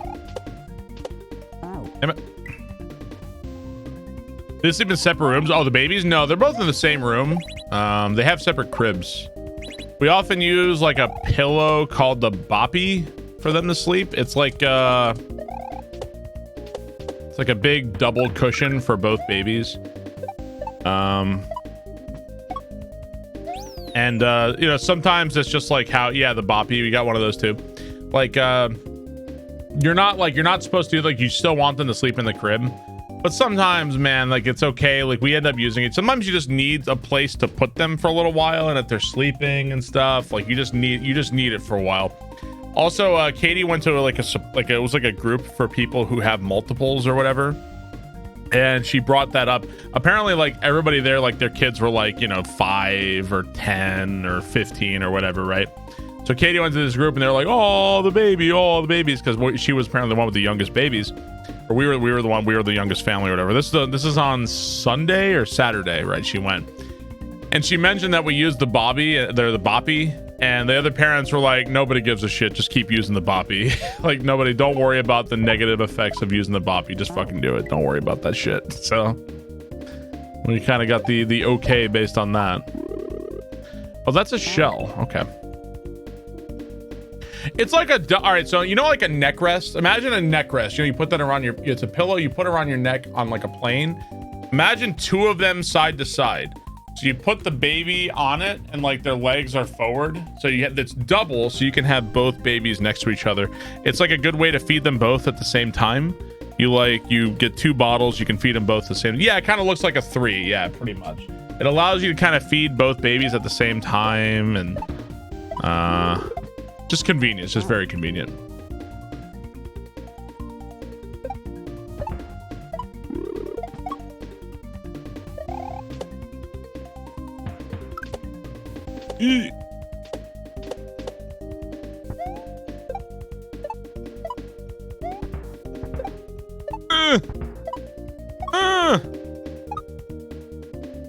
There we go.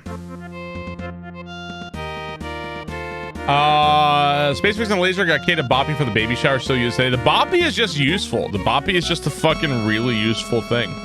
You know what we haven't really used much of is the at least we were at first, but not so much anymore, are the bassinets.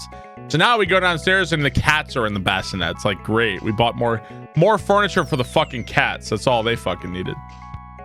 So much so that our 8-year-old has a newborn that was great, is now banned. Had as a newborn that was great. Oh, like when you had a kid, now they're not supposed to use it.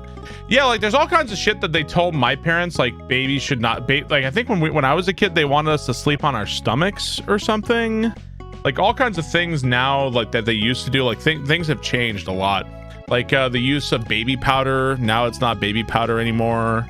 Like all these different things. Def Viking, thank you for the 8 months. Thank you, dude. Cheers. No pill, right. Using this as my bragging rights over the chatters that don't have 80 months. Fuck you, chat. Thanks for content, Barb and chat. Oh, wow, really? Def Viking, thanks so much for the 80 months. Thank you very much. Appreciate that. Yeah, we use Desitin, but it's like butt paste, pretty much. Tide Touched Temple.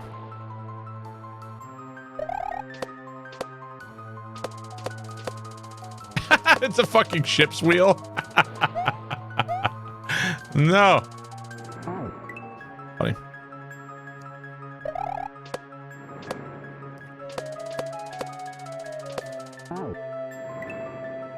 Right, nothing in the crib, right? That's what we do.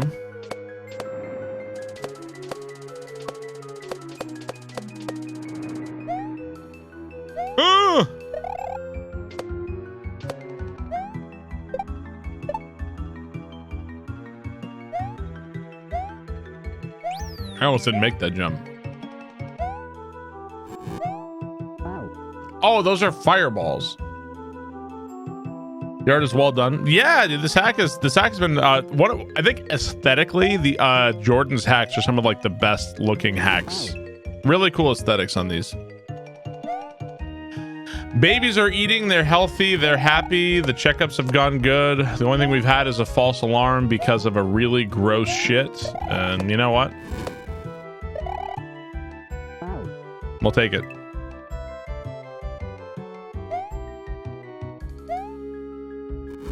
Shits are gross.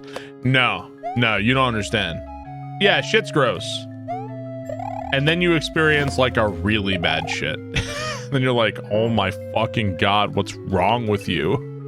Like a shit that has like bile in it and stuff. Like it's green, it's overflowing. You don't understand. Then you man, kind of wish this was just a normal shit.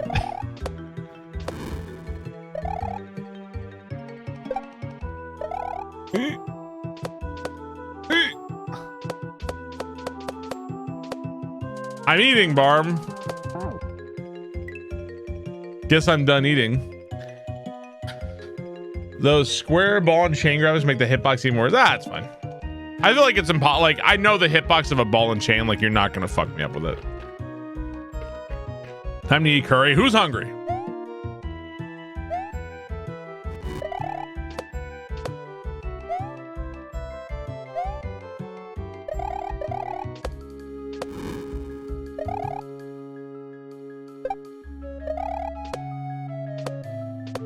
Ow. Yeah, it really can be gross. The black tar shit, like from the, was it meconium? Is that what it's called? Like when they're newborns? That really wasn't that bad. It wasn't that bad.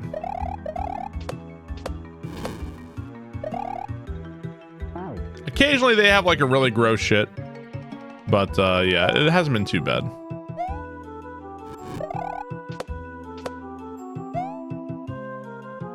I think you know what, one of the more annoying things about it is that you're holding the baby and it's fart, and not just like a fart, like you feel it, right? You feel it. You're like, okay, let me change you.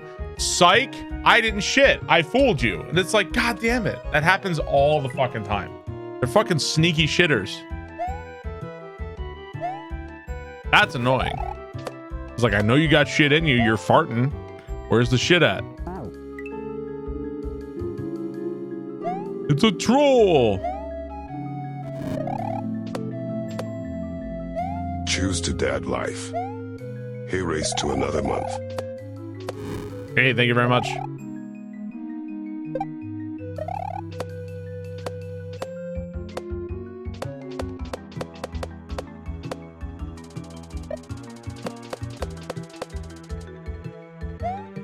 Okay. Sometimes the levels, I kind of feel like with a level, I think levels should have like a flow, you know, like there's like a rising tension, rising action, like a rising, and then like a climax, right? I do kind of feel like the levels, I think I've had this thought about Jordan's levels before, is that I like them, they're good levels, but I feel like they can almost feel like obstacles that could have been put like anywhere next to each other. But they're kind of like, they're almost like very flat in that sense. You know what I mean? I don't know if that makes sense. They're good levels, are not bad, but I kind of wish like they were like arranged a little differently maybe or something. Like they're not like frustrating or anything like that, but it's kind of flat a little bit. It follows the flow. In 25-30 years, Barb tells his daughter's getting married, I'll be thinking it's a shit talk about them. Oh, you'll be thinking about this. Fiery Frontier. Okay, let's see. I won't complain too loudly because at least they're fun to play. They're short. They don't overstay their welcome. They're cute. Oh, never mind. Lava Lotus. Never mind.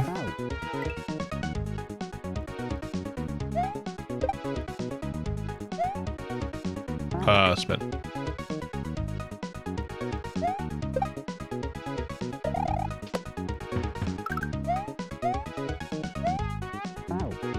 I think maybe I have to activate that top one.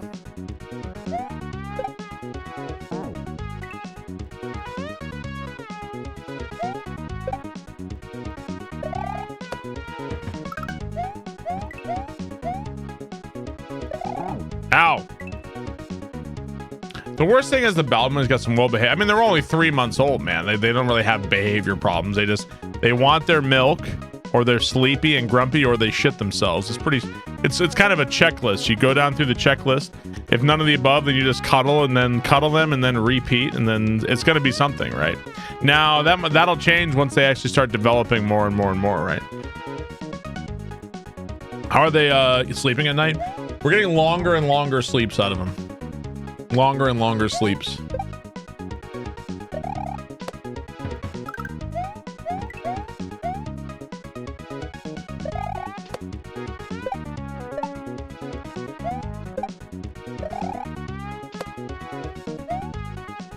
Oh, I almost went right past the midway. Wait until they have opinions. Oop. Before you know it, they'll be telling you no, probably.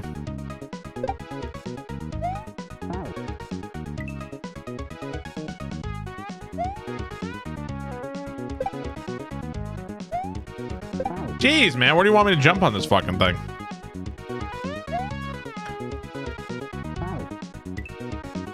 Minus 12 now, and boy, are there a lot of opinions.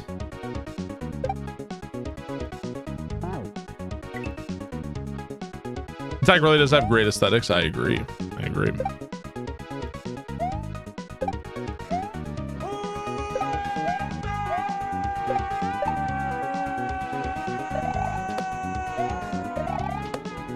Here's to that distant day of potty training. Bam! Johnny Basso, thank you for the 16 months. Thank you, Johnny Basso. I really appreciate that. 4-month sleep regression. Ugh. More like before you know it, they'll start calling you bruh and sus. If you start saying those things to them first, then they'll consider you cringe and they won't say them anymore.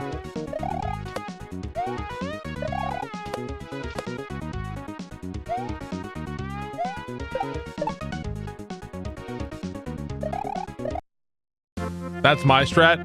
What's up, bruh? How's it going? You're gonna finish your broccoli? It's pretty sus if you don't, bruh. That only works on teenagers. Reverse psychology 100% works. You're gonna have some more broccoli.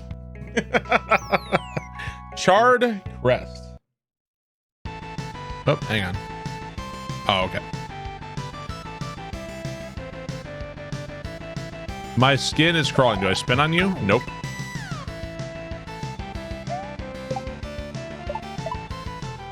Okay. Did you want 2 kids regardless of having 2 kids? Yeah, Katie and I had decided to try for a kid and ended up with 2 kids.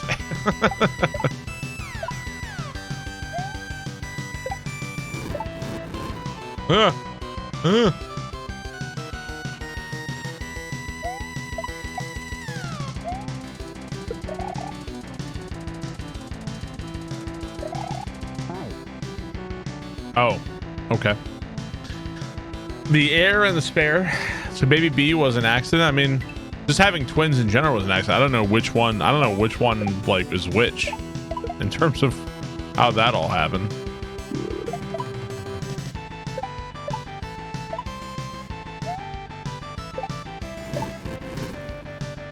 Baby was expected, twins were not. Put it that way. Yeah, I don't know which one. Bad aim. It's an aim issue.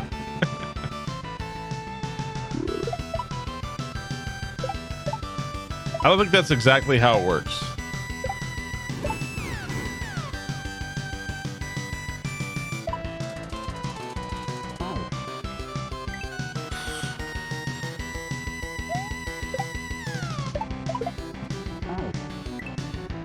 Can't you just put one back? Yeah, I like to tease Katie. I'm like, I don't know why, but your mom decided to have 2 of you. I don't know why she made that decision.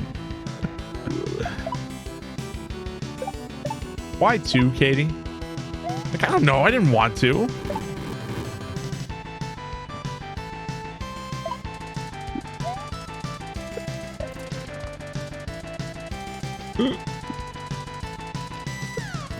Ah, shit. Are they identical? So it's still easy for us to tell them apart because they have like completely different hair for now. But there's definitely like a strong resemblance for sure. Like they definitely look a lot alike. Also, baby B was always a little skinnier than A. And B has started to really like fill out a bit more in terms of like her face and stuff. So you can really more and more see the similarity there.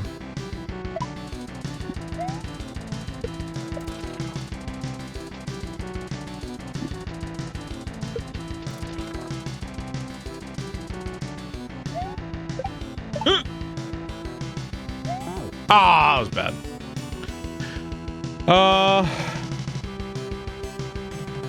It's on me. People say that B looks like Katie and A looks like me. That's what people say. I think it's all bullshit.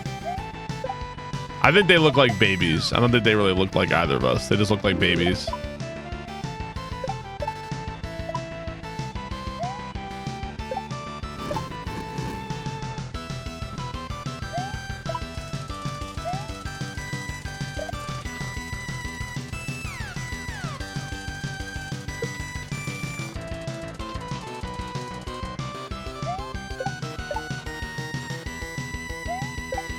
There we go.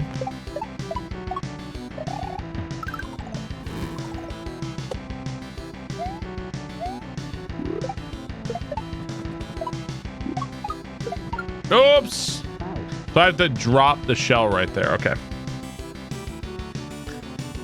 Does that mean baby A will have a widow's peak? Well, right now her hair pattern is kind of weird. She honestly looks, she's got like a Danny DeVito thing going on right now, honestly. Like parts of it are gone, parts of it are here. Her hair's sticking out like this. She kind of looks like Danny DeVito in Always Sunny. Baby DeVito. Charlie, I'm a baby.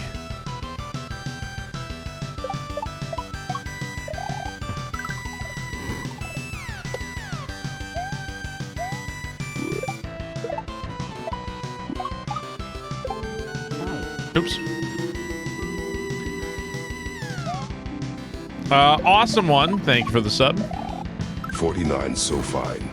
Hey, thank you very much.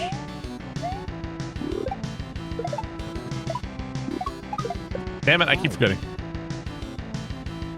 Oh, what's up, Absurd Joe? Thank you very much. Awesome one. I really appreciate that, dude. Doesn't Baby A have a kind of hemangioma? Yeah, they actually both have them. They're like little, you can think of them kind of almost like birthmarks. So just like little baby birthmarks that as they get older, they're apparently going to lose, so.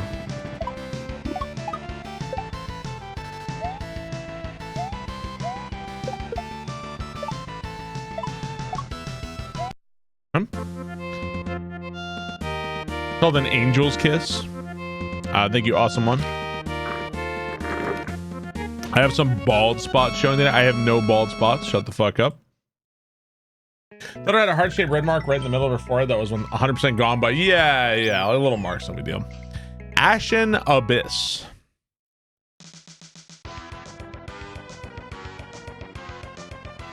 Yeah, I had a Culver's spicy chicken sandwich. Aw, this shit is so good, man. Whoa, whoa, whoa, whoa, whoa.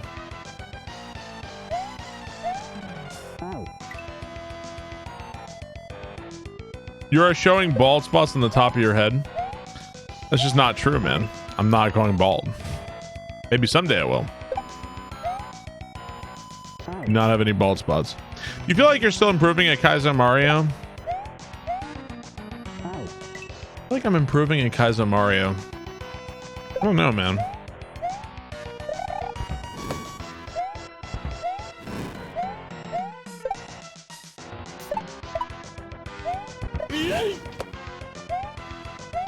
Huh. Hard to tell.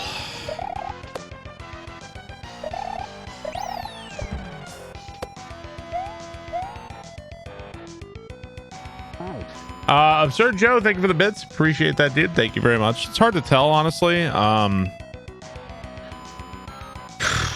Sometimes when I play something difficult, I feel like when I'm looking at the level, I'm looking at the level and like, why is this thing difficult for me?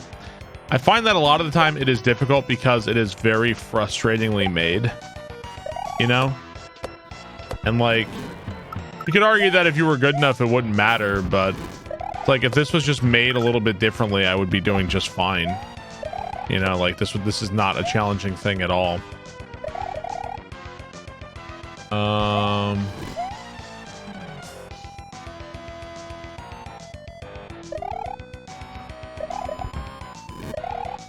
Am I supposed to? What am I supposed to do with this?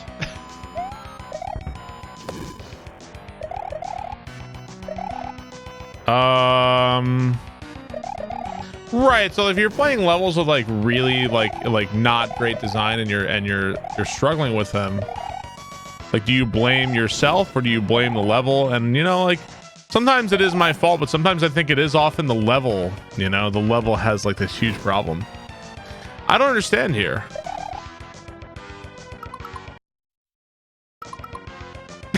Okay. I don't get it. Sure. Yeah, I mean, and I don't think like you could always get better. Like, you know what I mean? And there's also some things like I think like theoretically I could sit there and you know, you guys remember the Alabama Beach Mouse like shell ROM hack?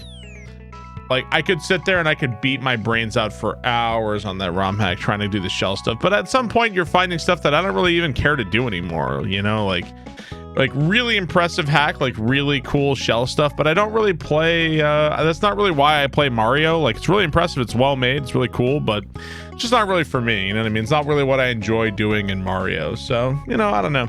I don't really know where else there really is for me to go in playing Kaizo Mario. So just kind of, I guess I'm just kind of permanently plateaued in terms of skill level at this point. There's probably like little obscure glitches and game knowledge I could probably pick up somewhere, but is it worth it?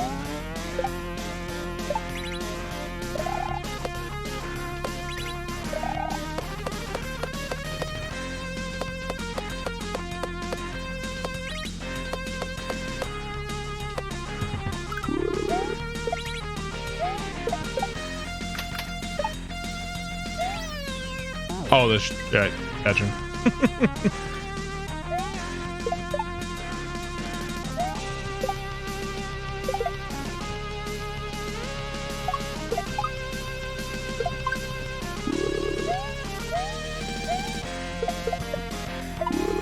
No shit. Thunder Force. Yeah, I think the levels get a little samey after a while, but they're really well made and the aesthetics are great. So, you know, I'm not going to look a gift horse in the mouth. Like maybe the obstacles are like slightly repetitive, but everything else about the hack is like so good. I'm willing to like overlook the rest of it. Okay. GG. You feel like Elden Ring that you would want to start over to get more of a challenge? You mean when the you mean like would I erase my knowledge of Super Mario World and then start over from scratch to like redo it all? Maybe. Yeah, maybe I would. It'd be cool to re-experience like Dram 1 and Dram 2 and Jump Half and Jump 2. Like that'd be kind of cool. But yeah, I don't know. I also don't know. Oh, I don't know. Soul Level 1 Mario. I'd have to think about that one for sure. Dungeon Depths. Okay. I forgot to read the text. I keep forgetting to read it. How many hours would that be? I think I've streamed Super Mario World for like thousands of hours at this point, right?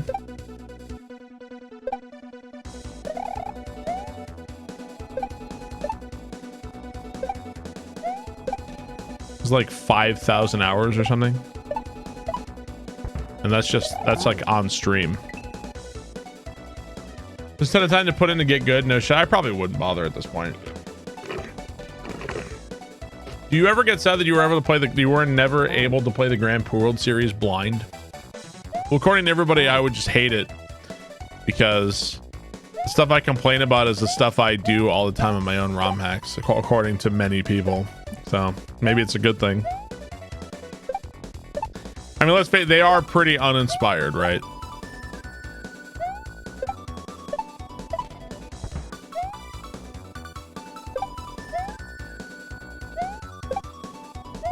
Uninspired, no passion. Derivative.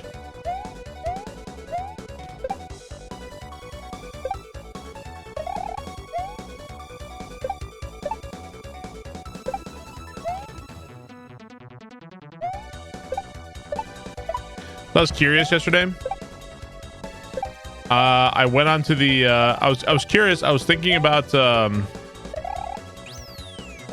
R. Scott Baker, who's the writer of the Prince of Nothing series, which is one of my favorite fantasy series. I love Prince of Nothing. And I was curious. I was like, what's he been up to for a long time? I don't think he's written or published anything for quite some time. I think it's been a while. But I went onto the fantasy subreddit where they're talking about like fantasy authors and what books are coming out. And I was finding like old interviews with R. Scott Baker from like years ago.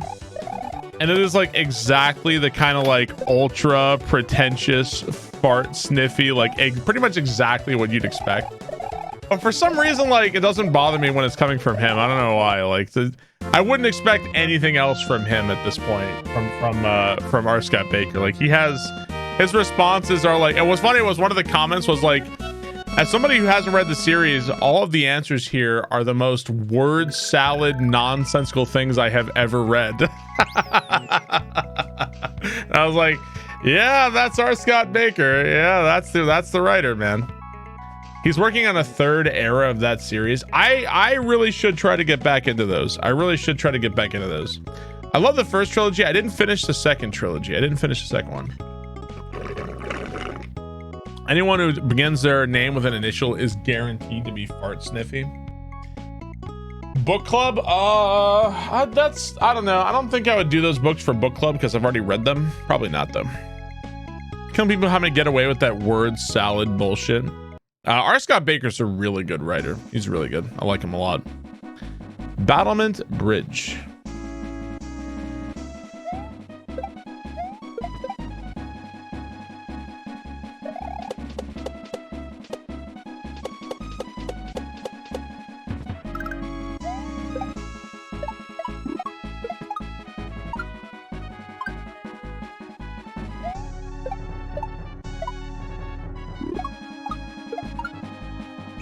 He really likes making you shell jump off the left.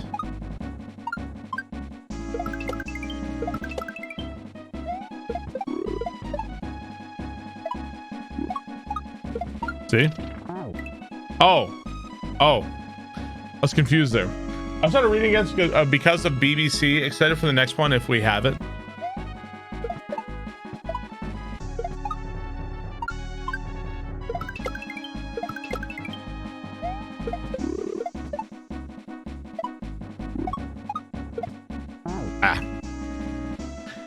All these custom sprites are amazing. Well, they're not really custom sprites. They're kind of a graphic set. So they're kind of like think of it like a paint job. They're more of like a paint job for the sprites.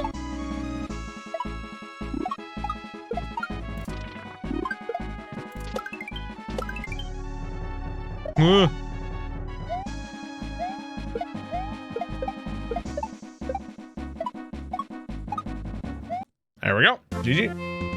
You just got your copy of Haunted. Excited to read it. Good luck.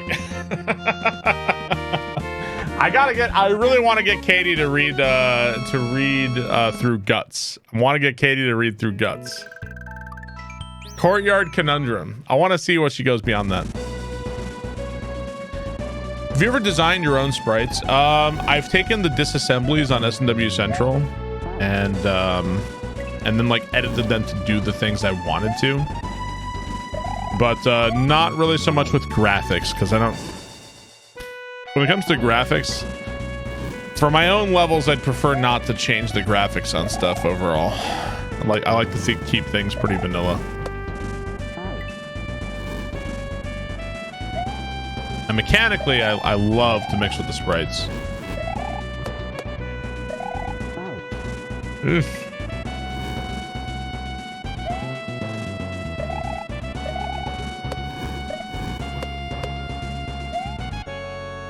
Yeah.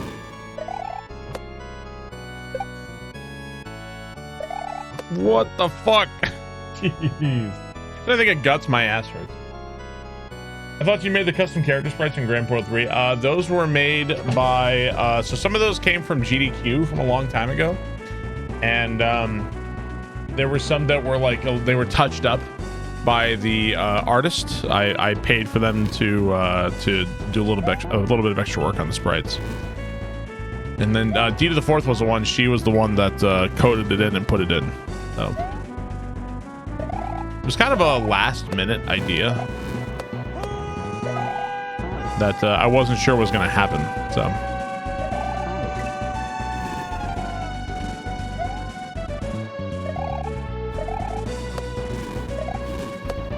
oof, gotta go faster. Withering Strands, thank you for the 46 months. Thank you very much. Appreciate that.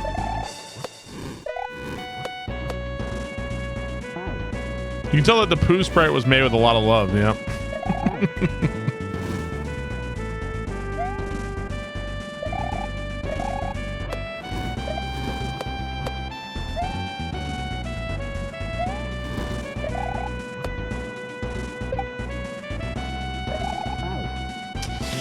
Got delay there, like very slightly. What was last minute? The addition of the character select and the sprite select for Grand World 3.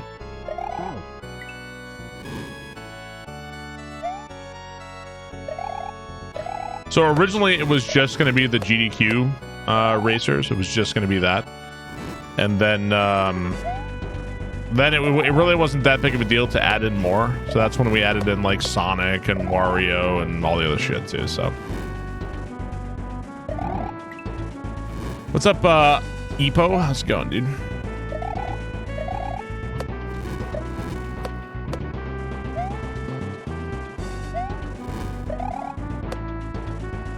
Okay. Pause. Go. Ugh. No, my God, jump, asshole. Tsunami, thank you for the 23 months. Thank you, Tsunami. Barbarize.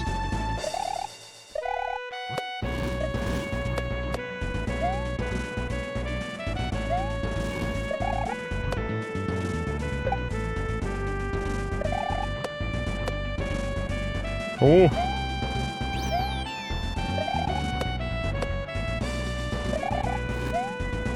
Damn it.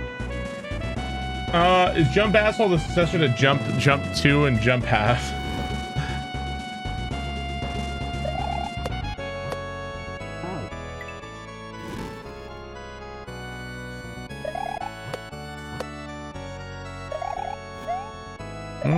Gotta remember to spin there.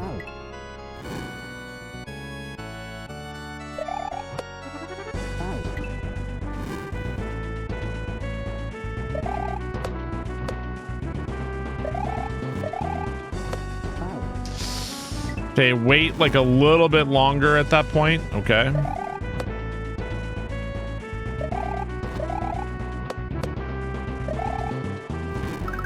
And now we're normal jumping.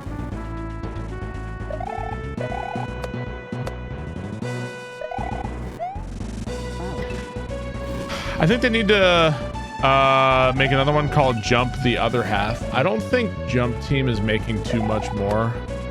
I think they're just about done. I think they said they're making one more hack. And I think it's going to be something more like Naughty World. Something more like Effort World. It's not going to be something like... Not going to be something like Jump or Yump or anything like that. So.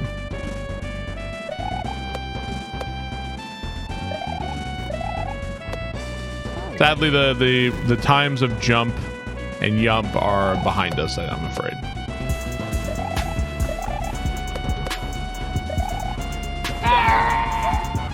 God, I can never remember which Jump is coming up. Cypher Dusk, thank you for the tier 3, 56 months.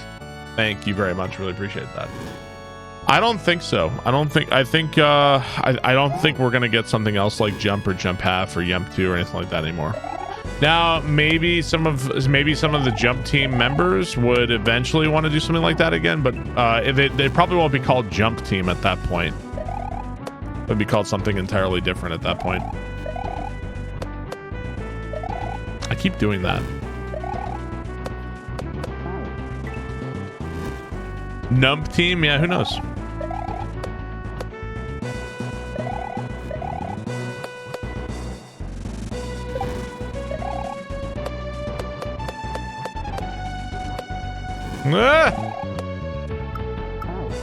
Oh, come on, man. What the fuck?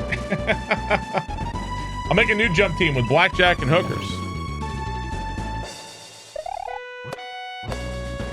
But really, I mean, I think that the demand for people have for if you want to like make levels and you want to do, there's like a higher demand than ever for new Super Mario World stuff. People definitely want it.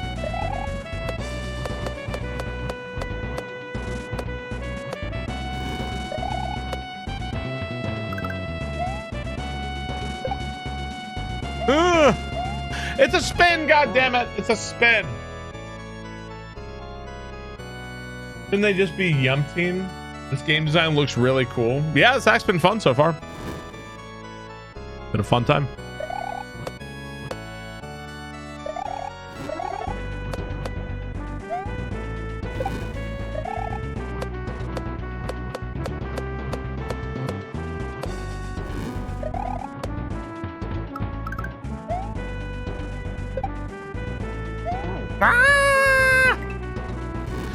Want to make a hack, not sure where to start beyond getting Lunar Magic installed. Any advice on level design? So like learning how to like manipulate like the technology aspect of Lunar Magic is relatively straightforward. There's plenty of tutorials on YouTube in terms of just like how to do basic things. I think I made a tutorial years ago. There's also other tutorials besides from mine. We did not want to use mine for whatever reason. Now, in terms of like how do I make a good level that people want to play, I think that what's kind of what helps a lot is being a player yourself and having some amount of experience with it. I think like one of the best things you can do to begin with that would be to start playing ROM hacks yourself, and like, you know, which levels, maybe if you played like a bunch of different hacks and you like, what did you like about this level? What did you dislike about this level? Like, what was your favorite part of this level? What was your least favorite part of this level? Maybe you could start to distill some of that knowledge down there. But I mean, really, like the foundation would be being a good player yourself. When I'm making levels, I'm usually making the things that I myself would like to play, and I have fun playing it. Are there many Kaizo creators that make hacks but don't play them? I think it's a complicated question, because I think in the past there were many Kaizo creators who would, maybe not so much anymore, but there were many Kaizo creators in the past who would make like really hard ROM hacks, but they would only necessarily play them with save states. And that was a long time ago. Now I think that the mindset has kind of shifted now. I think a lot of people nowadays try to also beat their hacks without save states.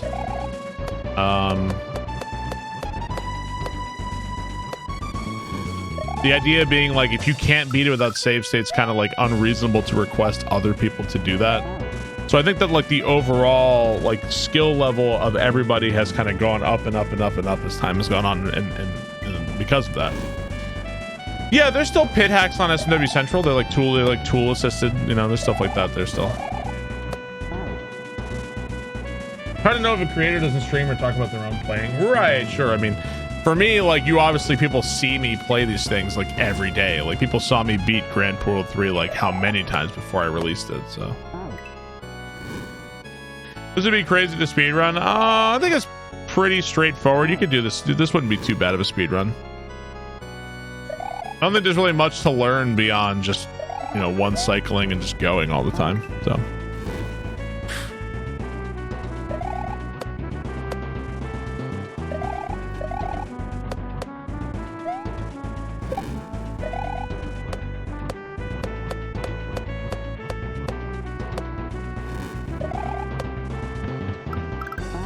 Ah, come on. What's up, All Tank? How are you?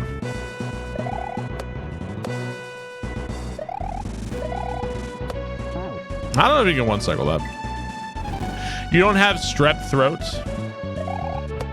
I had strep throat in a long time. Hope you feel better soon, man. Hopefully it ain't COVID.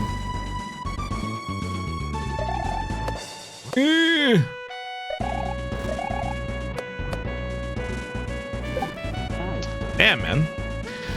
Yeah, dude. Allergy season's coming, man. Allergy season's coming. I wonder if I could introduce like a bot that would, if the bot knew I was about to sneeze, would automatically mute me, so you guys wouldn't have to listen to it. Like a sneeze blocker.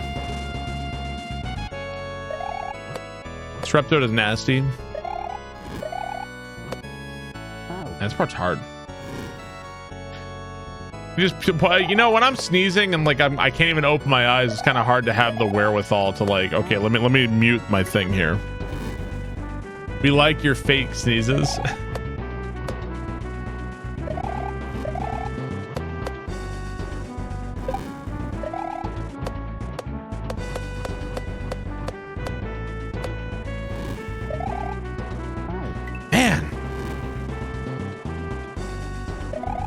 The wall of what face after every sneeze is a tough level, man. I keep forgetting what I can or can't do. A USB foot pedal just so I can sneeze.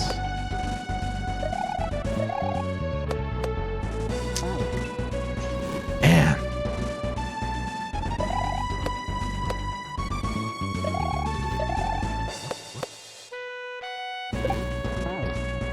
The butt plug that the chess player played with, I'm sure that would trigger.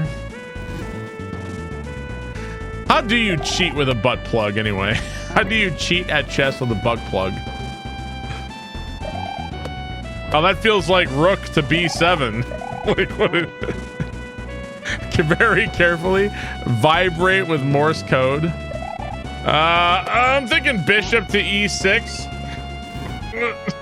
What is exactly is that?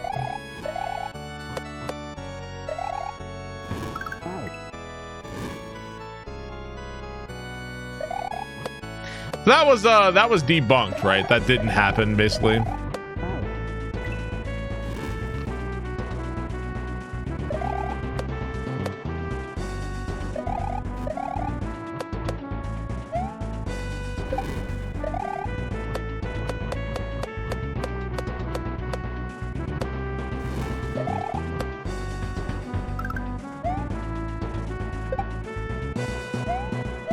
I did the same fucking thing. Spin, goddammit, spin. Keep doing the same thing. There's no way to prove it. It's between a man and his butt plug. You know, only two.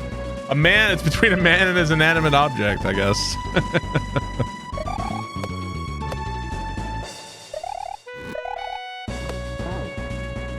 A sacred bond.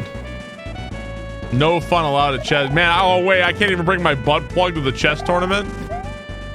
I thought this was a free country.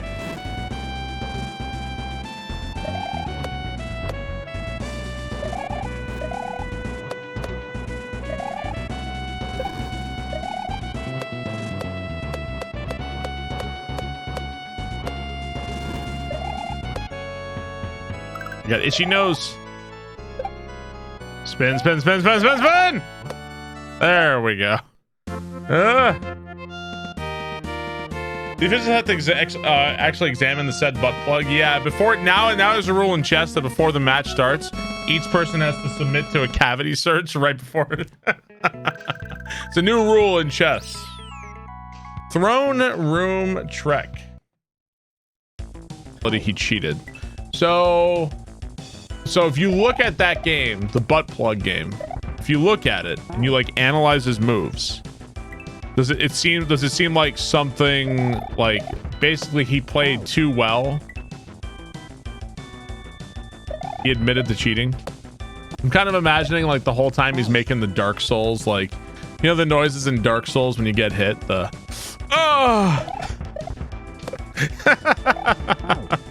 I don't know why I'm imagining the Dark Souls you just got hit noises.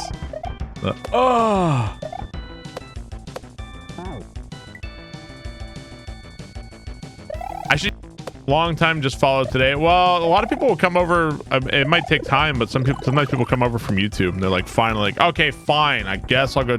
I guess I'll check out this Barber's King guy on Twitch. I guess I'll make an account. That happens sometimes. Let me tell you about my animal fighting game. What's your favorite? All right, out of all the bad game design ideas I had, what was your favorite, chat? What's your favorite idea I've had?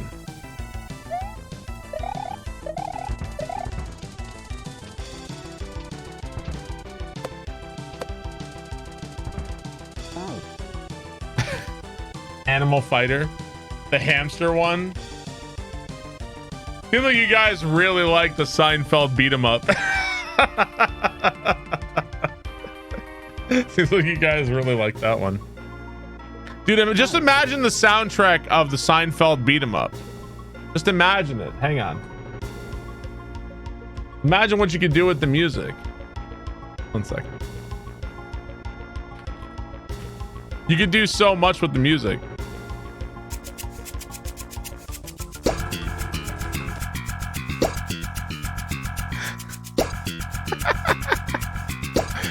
I don't know how many different Seinfeld things there are here. Imagine what you could do with the music.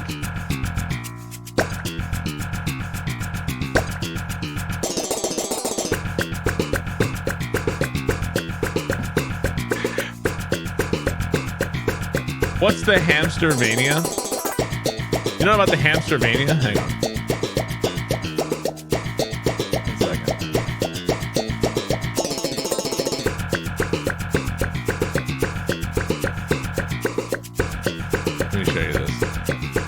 The Hamstervania idea was inspired by this Reddit post.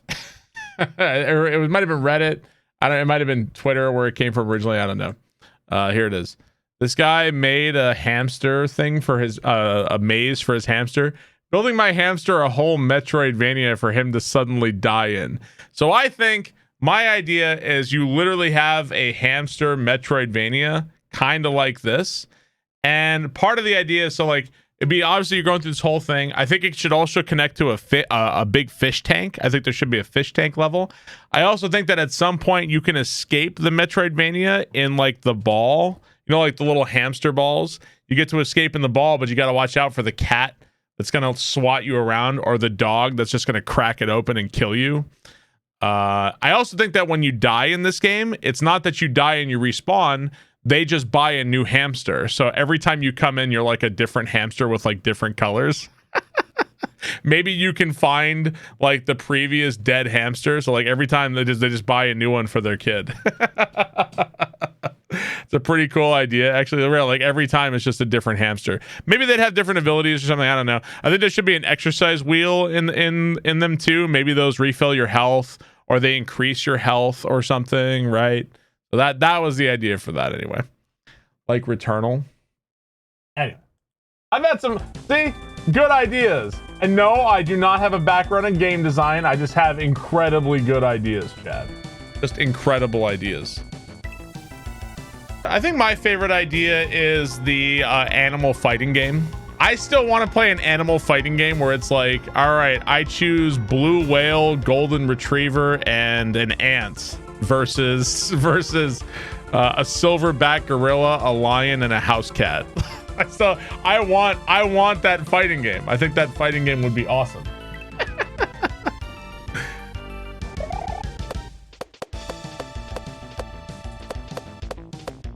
That's my favorite idea.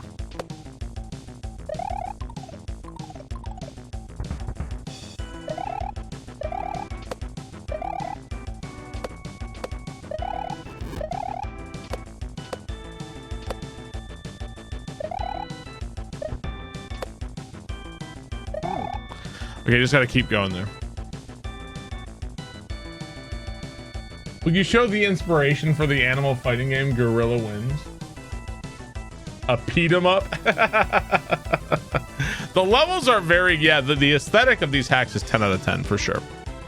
No. What I'm imagining is like a Marvel versus Capcom style. That's how I'm imagining a fighting game like that.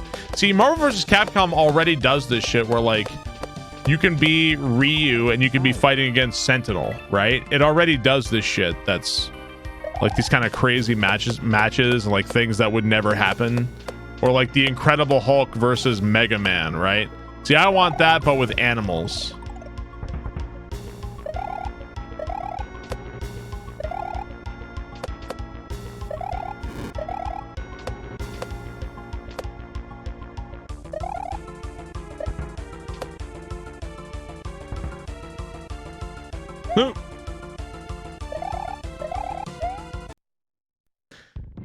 Mammals versus reptiles. That we can finally determine if Barb can beat an eagle. That's literally what you're talking about. This is where chat throws a bunch of games that are not what I'm talking about at all at me, and I'm like, that's not it. That's not it. The pitch of a new Discovery Channel. So like Pokemon. Well, no, not Pokemon. Like Marvel versus Capcom, where it's like a fighting game, and each one has different moves. Each one has different ones. With the final Sanctum piece secured, the veil of clouds enshrouding the Dark Tower dissipates. The final battle beckons, a true test of courage and strength to restore peace and harmony to the realm. Boss fight? As the ancient doors open, the dark wizard's menacing presence looms before you. The fire in his eyes ignites, transforming the room into a battlefield as the spells hurtle towards you. Call it Primal Extermination Tactical Animals, PETA for short. So stupid. Real Codus, thank you for the 500 bits. Thank you very much. You leap to the last safe foothold, poised and ready for the confrontation ahead.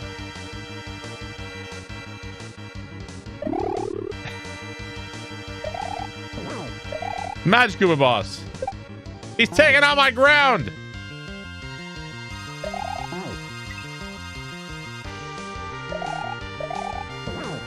I like the Magic Scuba Boss.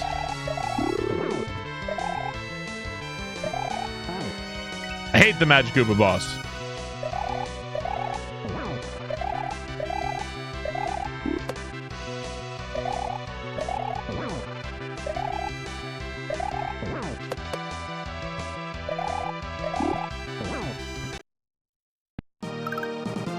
Okay.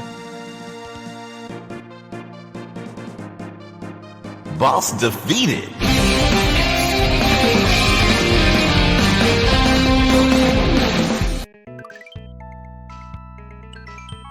Credits. In the wake of the Dark Wizard's fall, tranquility blankets the realms. This victory marks not an end, but a respite. Ahead, more daunting quests await our hero. Yet in this moment, we find peace until our next adventure begins. Okay, that was cool. That was really cool. Enjoyed this hack. Looked great. Enjoyable to play. Really great graphics. I think that's the levels can sometimes feel a little samey. Sometimes levels can feel a little samey. Sometimes the levels feel like pretty similar to one another. Hard to tell the difference, but overall, I had a great time. Very fun. I also had an idea for a cool World War I trench warfare sim. I think I did, yeah. I still also like the idea of, okay, apparently this actually is something that really exists.